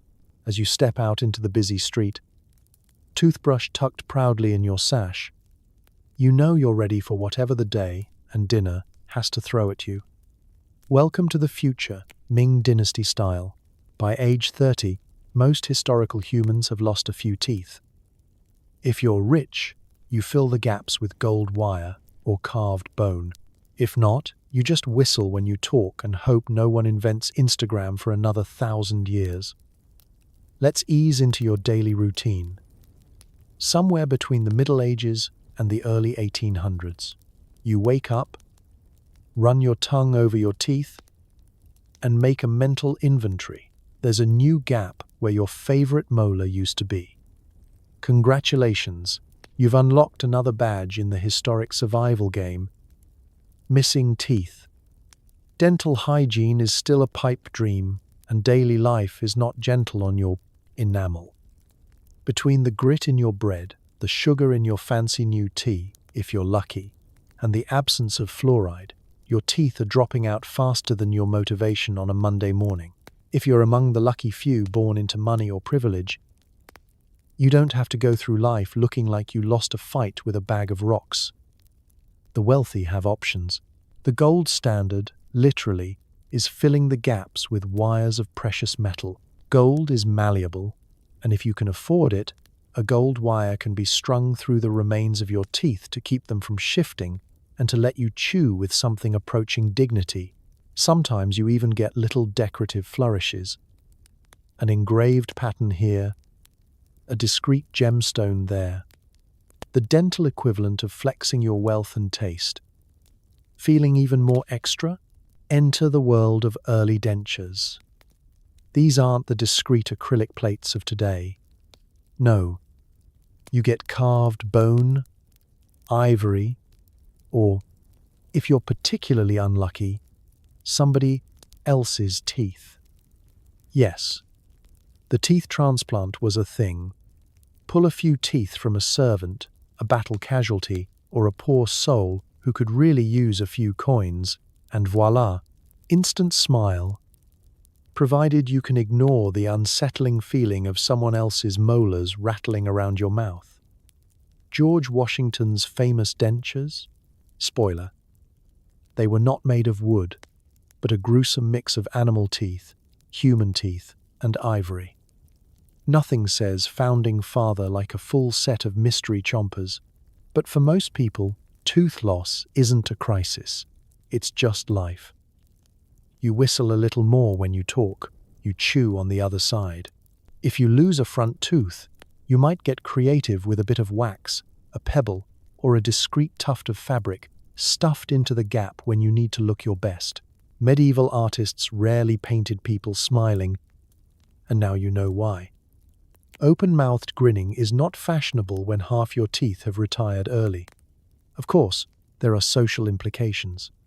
Among the peasantry, missing teeth are shrugged off as the cost of doing business. You share a laugh about the latest gap in your smile, or trade stories about how many teeth you've lost to that one guy's legendary stew. In some places, tooth loss is even fashionable. In 18th century France, blackened or gapped teeth among the upper classes were a status symbol, proof you could afford sugar, and thus decay. Nothing says rich like flashing a mouthful of gold, ivory, or stylish emptiness at your neighbor. Speech is affected, but life goes on. You develop a new whistle, perfect for calling in the chickens or alerting your friends at the pub. You adapt your diet, fewer hard nuts, more soft bread and stews. When a tooth finally gives up, you simply spit it out, mutter a curse, and carry on with your chores. Pain is handled with home remedies, herbal poultices, strong spirits, or the time-honored tradition of pretending it doesn't hurt until it stops. If you're particularly bold, you might carve a replacement tooth out of wood or bone, wedge it into place, and hope it stays put during dinner. These primitive dentures rarely fit well, and sometimes make things worse. But hey, it's better than spitting out your food in mixed company. So, as you settle in for the evening, gum sore and smile a little more lopsided than last year, you accept it with a kind of resigned humor. No Instagram, no pressure. In the world before dental implants, everyone's mouth is a little unique, a little battered, and, if you're lucky, still good enough for a laugh at the local tavern. It's the era of Shakespeare, and nobles can't get enough of sugar, on fruit, in wine, even on their vegetables. The result? Black, rotting teeth become so common among the elite that Elizabethan smile is basically a polite way to say, yikes. Let's picture the scene. London, late 1500s. The air is thick with wood smoke, the muddy Thames, and just a hint of roasted meat wafting from the kitchens of grand manor houses.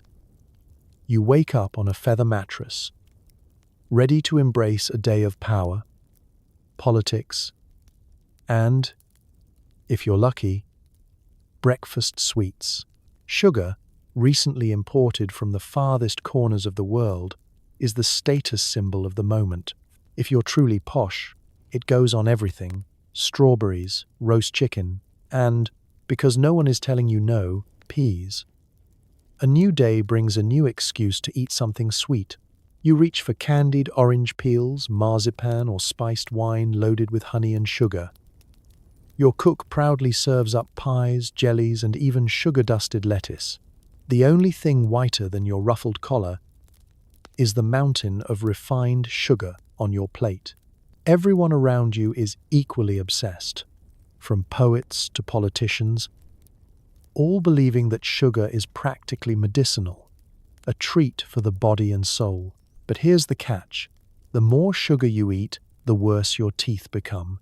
By the time you're 30, your mouth looks like a map of shipwrecks: molars, blackened by decay, incisors crumbling at the edges, and gums that are perpetually swollen or bleeding. Portraits of Elizabethan nobles often show them tight-lipped, not because they're mysterious, but because nobody wants to see what's lurking behind that dignified smile. To combat the disaster, you turn to the best practices of the time. Your housekeeper brings in tooth powders, ground oyster shells, burnt bread, brick dust, or even a touch of salt and herbs. If you're very forward-thinking, you have a toothbrush imported from China, bristly and only slightly less abrasive than a hedgehog. Most people just use a rag, their finger, or a bit of chewed root to polish their teeth, hoping the effort will slow down the rot, if not stop it entirely. Breath fresheners are another must. Chewing on cloves, cinnamon sticks, or dried rosemary before social gatherings is expected, especially at court. Nothing ruins a dramatic monologue at the Globe Theatre quite like a whiff of Elizabethan dragon breath. If you have access to fancy perfumes, you might rinse your mouth with rosewater, orange blossom, or even a splash of wine. At best, it's a temporary fix.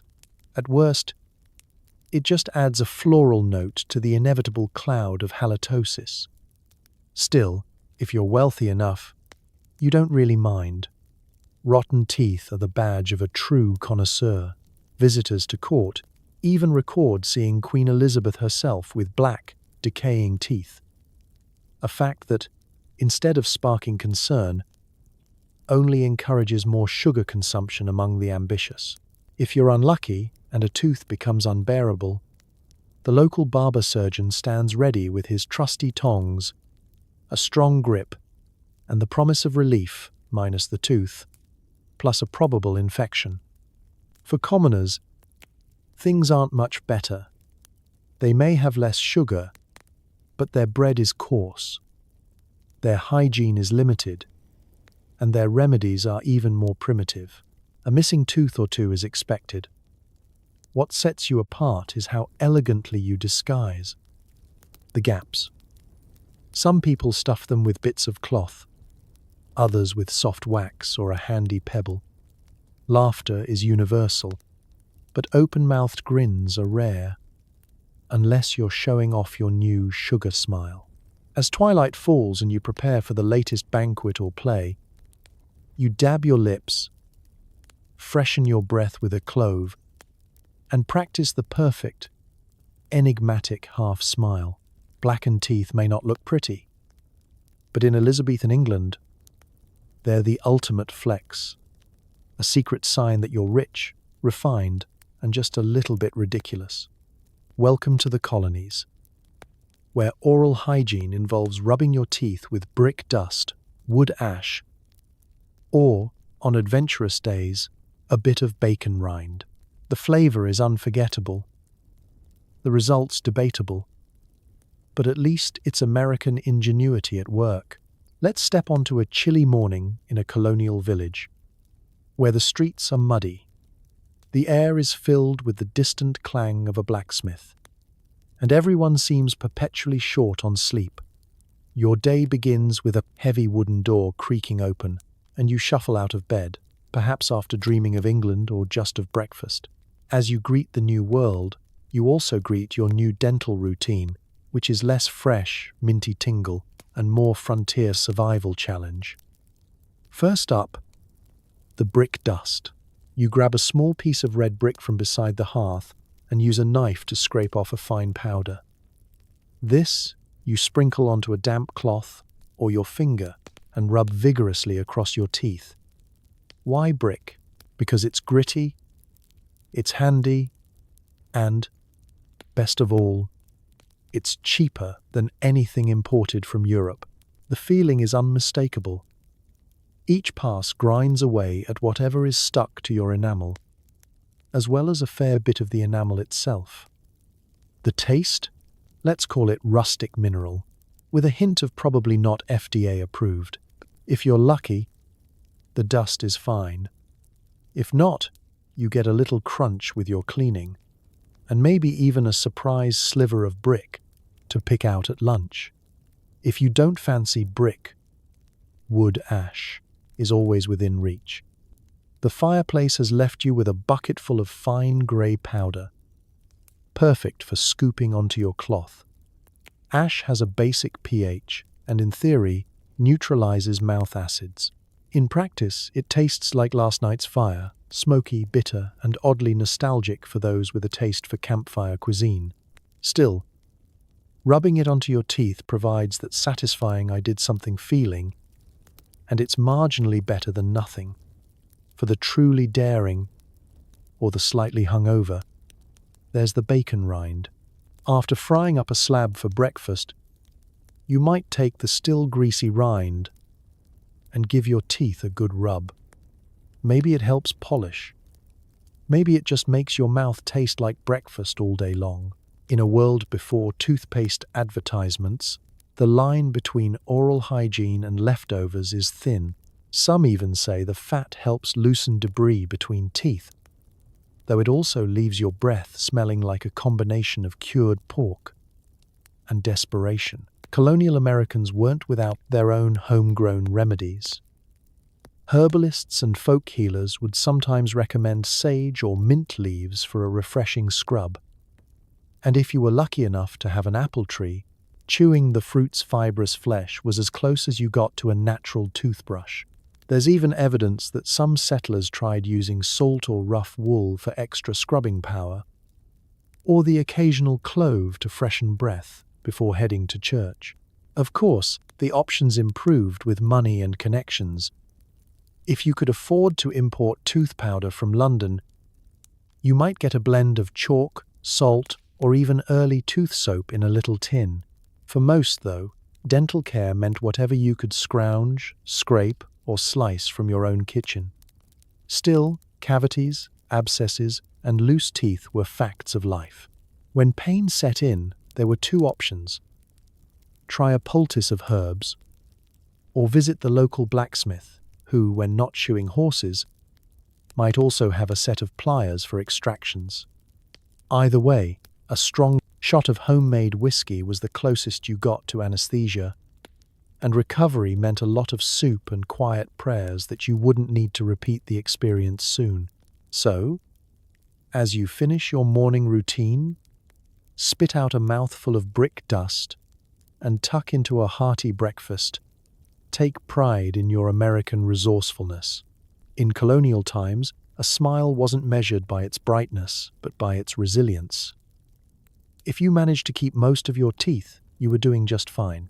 If not, you simply perfected your closed-mouth grin and waited for the next ship to bring something better. One day, maybe, that would be toothpaste. But for now, bacon rind will have to do. Here's a secret. Most people throughout history didn't worry much about their teeth. Social survival trumped dental survival. Bad breath was universal, toothaches were expected, and everyone just accepted that dental pain was part of growing up. Let's travel back to a time when mirrors were rare, dental appointments were science fiction. And your biggest concern in the morning was surviving breakfast, not whether your smile could sell whitening strips. For most of human history, clean teeth were the stuff of legend, like dragons or reliable Wi-Fi. What really mattered was keeping your status, your livestock, and, ideally, your limbs. If you were an average medieval villager, your personal hygiene routine was already on thin ice. You might bathe once a month if you were lucky, and if the river wasn't frozen. And teeth simply didn't make the top 10 on your things to worry about list. You were more likely to inspect your boots for holes than your gums for swelling. Social rules were strict, but they didn't include sparkling breath. The scent of garlic and onions on everyone's breath was just background noise, the medieval version of elevator music. There were more pressing issues. Food shortages, feudal taxes, plague outbreaks, and the constant, nagging threat of being conscripted into a plague war you didn't start and wouldn't survive. Dental pain was a given, like bad weather or nosy neighbors. Kids got their first toothaches almost as soon as their first chores. If your teeth hurt, you didn't run to an expert. You just did what everyone else did. Chewed on the opposite side and hoped for the best. The noble classes fared only a little better. While they had access to imported powders, sticks, and the occasional novelty from the Silk Road, most efforts at dental care were half-hearted at best. A mouthful of black, decaying teeth wasn't unusual for a wealthy courtier by the age of 30. If anything, it was a status symbol, especially when sugar became fashionable. And since nobody had invented Instagram, there was no incentive to flash a full, white smile at the world. Most portraits from centuries past show people with closed mouths, not out of modesty, but out of self-preservation. For the truly desperate, there were always prayers and potions. You might tie a charm around your neck, bury your child's baby teeth in the garden, or recite a prayer to Saint Apollonia, patron saint of toothaches. But nobody expected miracles. If you lost a tooth, you spat it out, shrugged, and got on with your day. If you lost several, you learned to keep your mouth shut during arguments, lest your opponent count your dental defeats. Halitosis, meanwhile, was democratic. Everyone had it. Peppermint was rare, and most breath-freshening attempts involved strong herbs, wine, or just hoping your conversation partner had an equally pungent lunch. In some cultures, a bit of aromatic resin or clove might be chewed for a special occasion, but the effect was fleeting. Morning breath was more like life breath. The good news? Since everyone suffered, nobody noticed or cared if your breath could stun a goat at 20 paces. Children, too, learned early that toothaches were part of growing up. Parents might offer a homemade poultice, a swig of something strong, or a whispered folk remedy.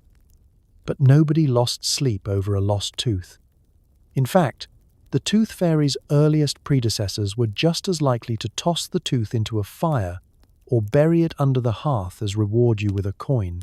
In the end, the myth of clean teeth is just that, a myth. History's people weren't obsessed with oral hygiene, and the Hollywood smile would have seemed alien, even suspicious. Survival was hard enough without worrying about tartar. So, you lived with what you had, you laughed, with your mouth mostly closed, and you saved your energy for bigger problems, like what's for dinner, or whether there would be dinner at all. So tonight, as you brush, floss, and inspect every tooth in the mirror, remember, for most of human history, nobody really cared. They had other things to survive. And in a world without dentists, maybe that's exactly as it should have been. You're desperate to clean between your teeth, but floss hasn't been invented. You improvise with horsehair, silk threads, or the fibers of tough grass. It's not effective, but it gives you something to do during long sermons. Let's drift into the world of historical improvisation. where necessity is the mother of dental invention and your teeth are the battlefield. It's a lazy afternoon in a medieval village, a Roman villa, or a bustling Ottoman bazaar, take your pick. You've just finished a meal heavy on bread, tough meat, and grains that seem personally committed to wedging themselves in the tightest spaces possible. There's not a plastic floss pick in sight. Instead, you look to your immediate environment, because oral hygiene is a lot more make do and mend than 2 minutes with mint. Horsehair is a favorite, especially if you're living in a time or place where horses are as common as dandelions. You pluck a long strand from your trusty steed's tail or mane, give it a rinse, hopefully, and thread it carefully between your teeth. The feeling is, let's call it, rustic. Horsehair is strong, wiry, and about as gentle as scrubbing your gums with a violin bow. Still, it does the job. If the job is moving that bit of gristle from one tooth to another, the flavor, especially on a warm day, is something you'll never forget, no matter how much wine you rinse with afterward. If you're of a wealthier persuasion or happen to live along the Silk Road, you might have access to silk thread. Now we're talking ancient luxury floss. Silk is softer, more flexible, and less likely to make your gums bleed like you just lost a duel. The only problem? Silk is expensive, and most people would rather save it for something that shows, like clothing or bribing a bureaucrat, than for poking around their molars. Still, if you want to impress a neighbor or just have a few coins to spare, silk floss is the ancient equivalent of a spa day for your teeth. For the truly creative or desperate, tough grass fibers make a passable substitute. You pull a blade of grass, split it with your fingernail, and work it back and forth between your teeth. The experience is part dental care, part survival training, and always a reminder of why you wish someone would hurry up and invent modern floss. It's not particularly effective, but at least you're making an effort.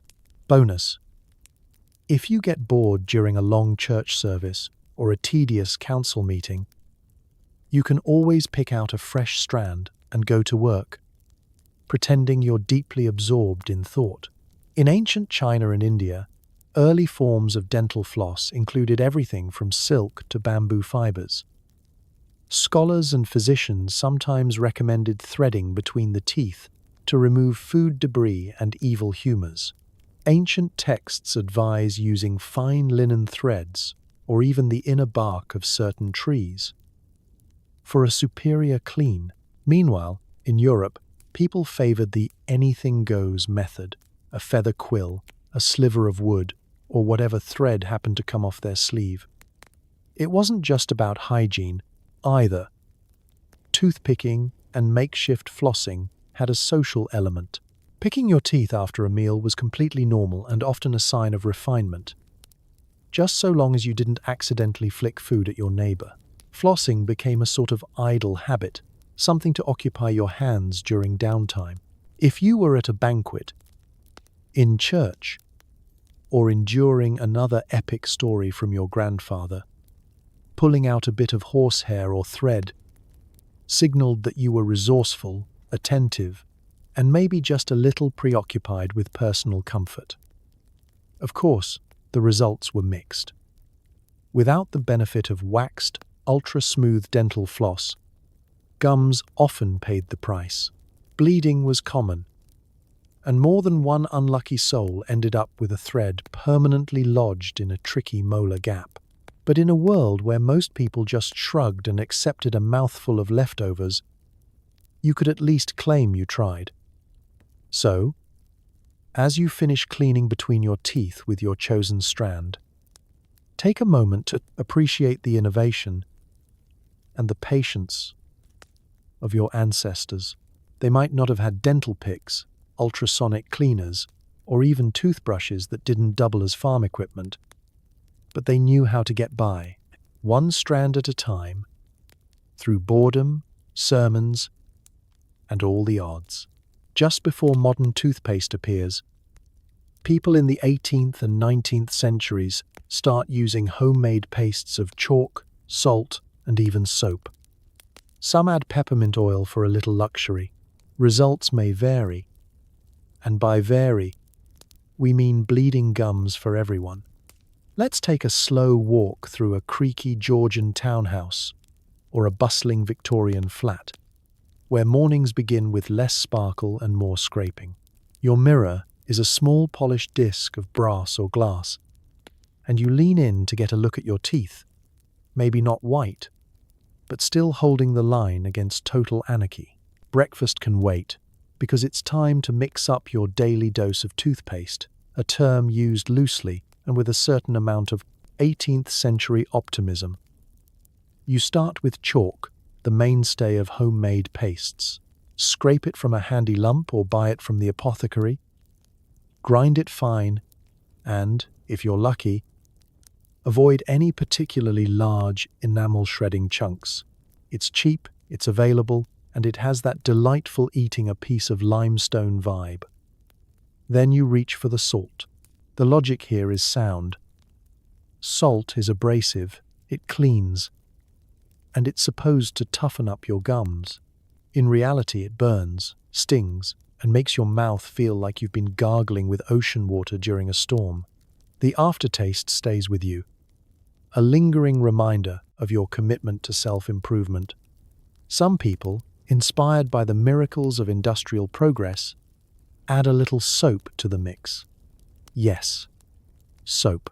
If you're especially forward-thinking, or just gullible, you believe a dab of soap not only kills mouth germs, but also leaves your breath cleaner than ever. Of course, you may wind up foaming at the mouth and swallowing any of it. Is a one-way ticket to the nearest chamber pot. Still, soap toothpaste finds its fans, if only because the alternatives are so bleak. Those with money and a taste for the finer things sometimes drop in a splash of peppermint oil or powdered charcoal. Peppermint adds a fleeting sensation of freshness, a brief moment where you can close your eyes and pretend you're living in a world with Listerine. Charcoal, meanwhile, gives your teeth a matte black sheen, at least until you rinse it off, and then leaves your gums looking like you just tried to chew a fireplace. The brush you use might be an early boar bristle toothbrush, imported at considerable expense and likely to lose bristles in your mouth at the most inconvenient moments. For the less fortunate, it's still a rag, a stick, or even a finger. Technique varies, but enthusiasm is universal. Everyone scrubs with gusto, convinced that a little pain means progress. If your gums don't bleed, you're not doing it right. Despite these heroic efforts, dental problems persist. Cavities, abscesses, and missing teeth are still the norm, and a trip to the dentist, now a distinct and terrifying profession, involves pliers, no anesthesia, and a bill that could ruin your month. But at least you tried. People swap recipes for pastes and powders, debate the merits of chalk versus burnt bread, and every once in a while, someone shows up with an imported jar of tooth cream from Paris or London, the envy of the neighborhood. If you're a trendsetter, you might even experiment with strange new ingredients. Baking soda, a revelation for some. Ground ginger, spicy, dubious, or calcium carbonate from oyster shells. Results are mixed, ranging from mildly less grim to my gums look like they lost a bar fight. But for a moment, as you rinse your mouth and taste the fresh, stinging tang of salt and peppermint, you feel like a pioneer, carving out a future one scrub at a time. So you dry your mouth, put away your paste, and get on with your day, smiling with whatever teeth you have left. In the world before fluoride and modern dentistry, clean was always relative, and bleeding gums were just a sign you cared a little too much. Eventually, every historical mouth reaches its breaking point. There are no root canals, no Novocaine. When the pain gets too much, you visit the local barber, grip the chair, and say goodbye to another molar. On the bright side, the gap gives you a new whistle for folk songs. Let's settle in for a sobering reality check. It's a chilly morning, and you're huddled in a cottage, a bustling town square, or maybe even the corner of a dimly lit castle. For days, maybe weeks, your tooth has been throbbing, sending sharp shocks through your jaw every time you chew. You've tried everything. Rinsing with vinegar, chewing on sage, rubbing your gums with honey and salt, even offering a prayer or two to Saint Apollonia, the unofficial patron of dental disaster. Nothing has worked, and now, the pain has spread from your tooth to your ear, your head, your patience, and your will to live. In every historical era, the final solution is the same: extraction. Just pull it, someone says, as if this is the most reasonable suggestion since let's not bathe for a month. You make your way, reluctantly, to the local barber surgeon. He's not just your hair guy. He's the town's multi-purpose practitioner, offering haircuts, leeching, minor surgery, and, for a fee, tooth extraction with tools that look more suited for the stable than your mouth. The waiting area is a spectacle. Farmers, bakers, even the town crier, all wincing in solidarity. The dental chair is just a wooden stool, sometimes with a sturdy armrest for you to grip, other times with a willing assistant to hold your head steady. Before anesthetics, pain relief comes in the form of strong ale, whiskey, or, if you're lucky, something to bite down on besides your own tongue. The barber gives you a sympathetic look, or not, and selects a tool from his kit: iron forceps, a curved hook, maybe even a hammer if things get desperate. You sit, clutching the chair as if it's about to float away, and brace yourself. The barber takes a look, pokes your gum, and offers advice that is both practical and deeply unhelpful. Try not to squirm. With a grunt and a twist, he goes to work. The pain is sharp, blinding, and absolutely memorable. If you're fortunate, the tooth comes out clean. If not, he may have to go back in, again and again, until the offending bit is out, leaving you with a mouthful of blood and a brand new gap. For a moment, you're in agony. Then, relief. The dull, endless throb is gone, replaced by the new pain of extraction, which at least has the dignity of a clear ending. A rag is pressed to your gum, you're handed another drink, and told to take it easy, as if you were planning on running a marathon with half your jaw missing. There's no aftercare, no antibiotics, no stitches, just the hope that the wound will close, and that whatever was making your tooth hurt doesn't come back as something worse. Now, you're the proud owner of a new space in your smile. You might whistle when you talk, sip soup with a little less dignity, or find that certain foods become off-limits. Still, life moves on. Tooth loss is so common that nobody bats an eye.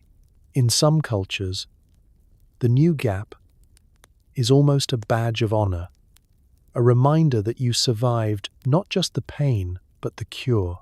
Children watch and learn, already preparing themselves for the day their own teeth will betray them. There are jokes about barber's luck and how the local surgeon has a collection of more teeth than actual hair. For some, there's even a little pride in counting up your battle scars at the local tavern. And, yes, that new gap in your mouth is excellent for whistling, gossiping, and, if you're clever, playing a tune nobody else can.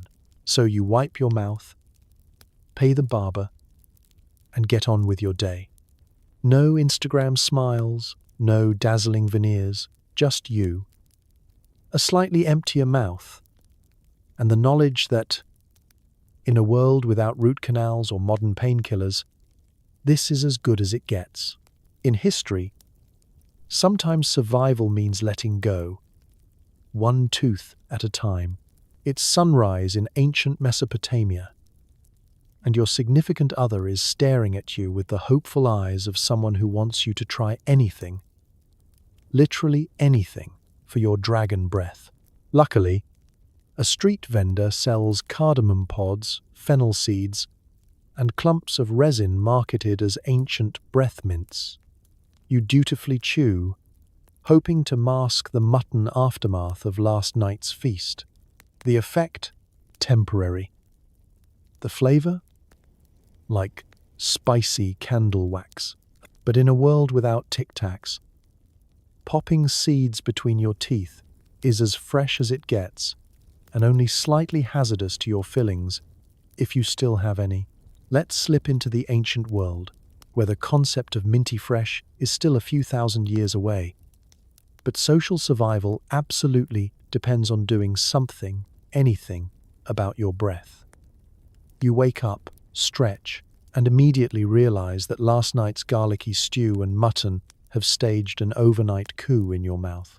There's no toothpaste, no Listerine, and the only thing close to a breath strip is a bit of tree resin pried from a stall in the market. The people of Mesopotamia, Egypt, India, and Greece all shared a universal fear: morning breath. They just had different weapons. The street vendors hawk a rainbow of aromatic seeds: cardamom, fiery and fragrant; fennel, sweet and licoricey; anise, a divisive favorite; and coriander, which tastes mostly of something. You buy a handful, pop a few in your mouth, and immediately experience a burst of flavor that can only be described as intense hope, followed by mild regret. Chewing these seeds was less about actual dental care and more about not offending your family, your boss, or the high priest during morning prayers. If you're feeling daring, you grab a lump of frankincense or myrrh resin, actual tree sap hardened into little nuggets. These are ancient luxury breath fresheners, usually reserved for the well-to-do or those with a desperate need to impress at temple gatherings.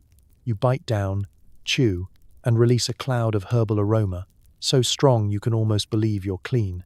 The reality? You're left with bits of resin stuck in your molars, and a flavor reminiscent of spiced candle, with a lingering aftertaste of forest floor. Not all attempts at freshening breath were so palatable. In ancient India and Persia, people might chew betel nut wrapped in a betel leaf mixed with lime and spices. The resulting red paste freshened the breath, but it also stained teeth and gums, a vibrant shade of yikes. Still, it was better than being known for breath that could wilt papyrus scrolls at 20 paces. Across the Mediterranean, the Greeks and Romans also joined in the breath battle. The well-groomed Roman might finish his meal with mastic gum, an early chewing gum made from the sap of the mastic tree. Mastic was chewed for hours, releasing a piney, slightly medicinal taste that could mask the after-effects of a feast, at least until the next course. Wealthy Greeks chewed on aromatic roots, while the less fortunate did what they could with whatever seeds or dried herbs were on hand. Of course, none of these efforts were foolproof. Chewing on cloves or anise might briefly overwhelm the mutton, but it didn't do much for the long-term health of your teeth. Toothaches, abscesses, and gum disease still lurked just below the surface. Undeterred by your commitment to smelling slightly like a spice merchant's storeroom, there was also a certain social etiquette to breath freshening. If you were expecting important company or an audience with someone above your pay grade, you'd make extra effort. Chew a few more seeds. Maybe even rinse your mouth with wine or herbal infusions. Some cultures shared breath fresheners at the table, passing a little bowl of seeds at the end of a meal as a kind of ancient dessert. Forget after-dinner mints. Here, everyone's crunching on coriander and pretending not to notice the person in the corner with the garlic breath. And so, as you wander the market, smile at your loved ones, or mumble a prayer at the temple, you do it with breath that's at least temporarily improved. It's not perfect, but it's honest. You're armed with the best spices the ancient world can offer.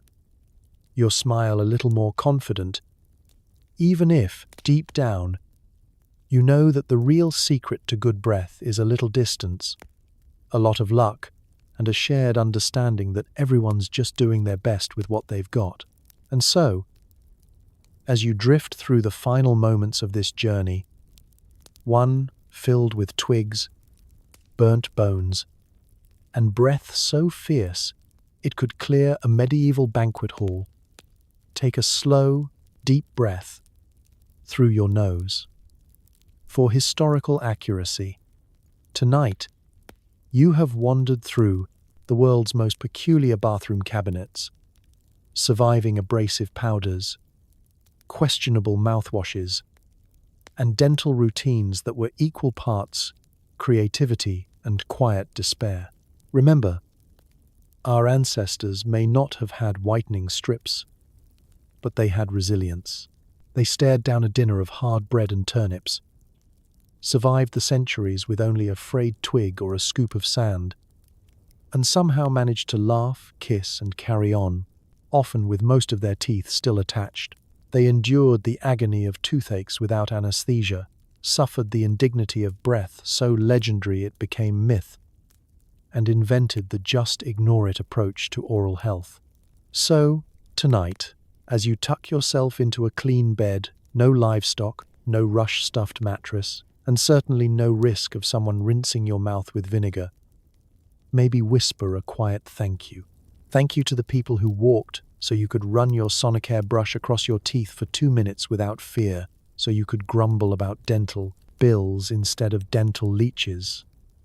Because history isn't just about suffering, it's a testament to stubborn hope and relentless human ingenuity, even if that ingenuity sometimes involved charcoal toothpaste and cow fat.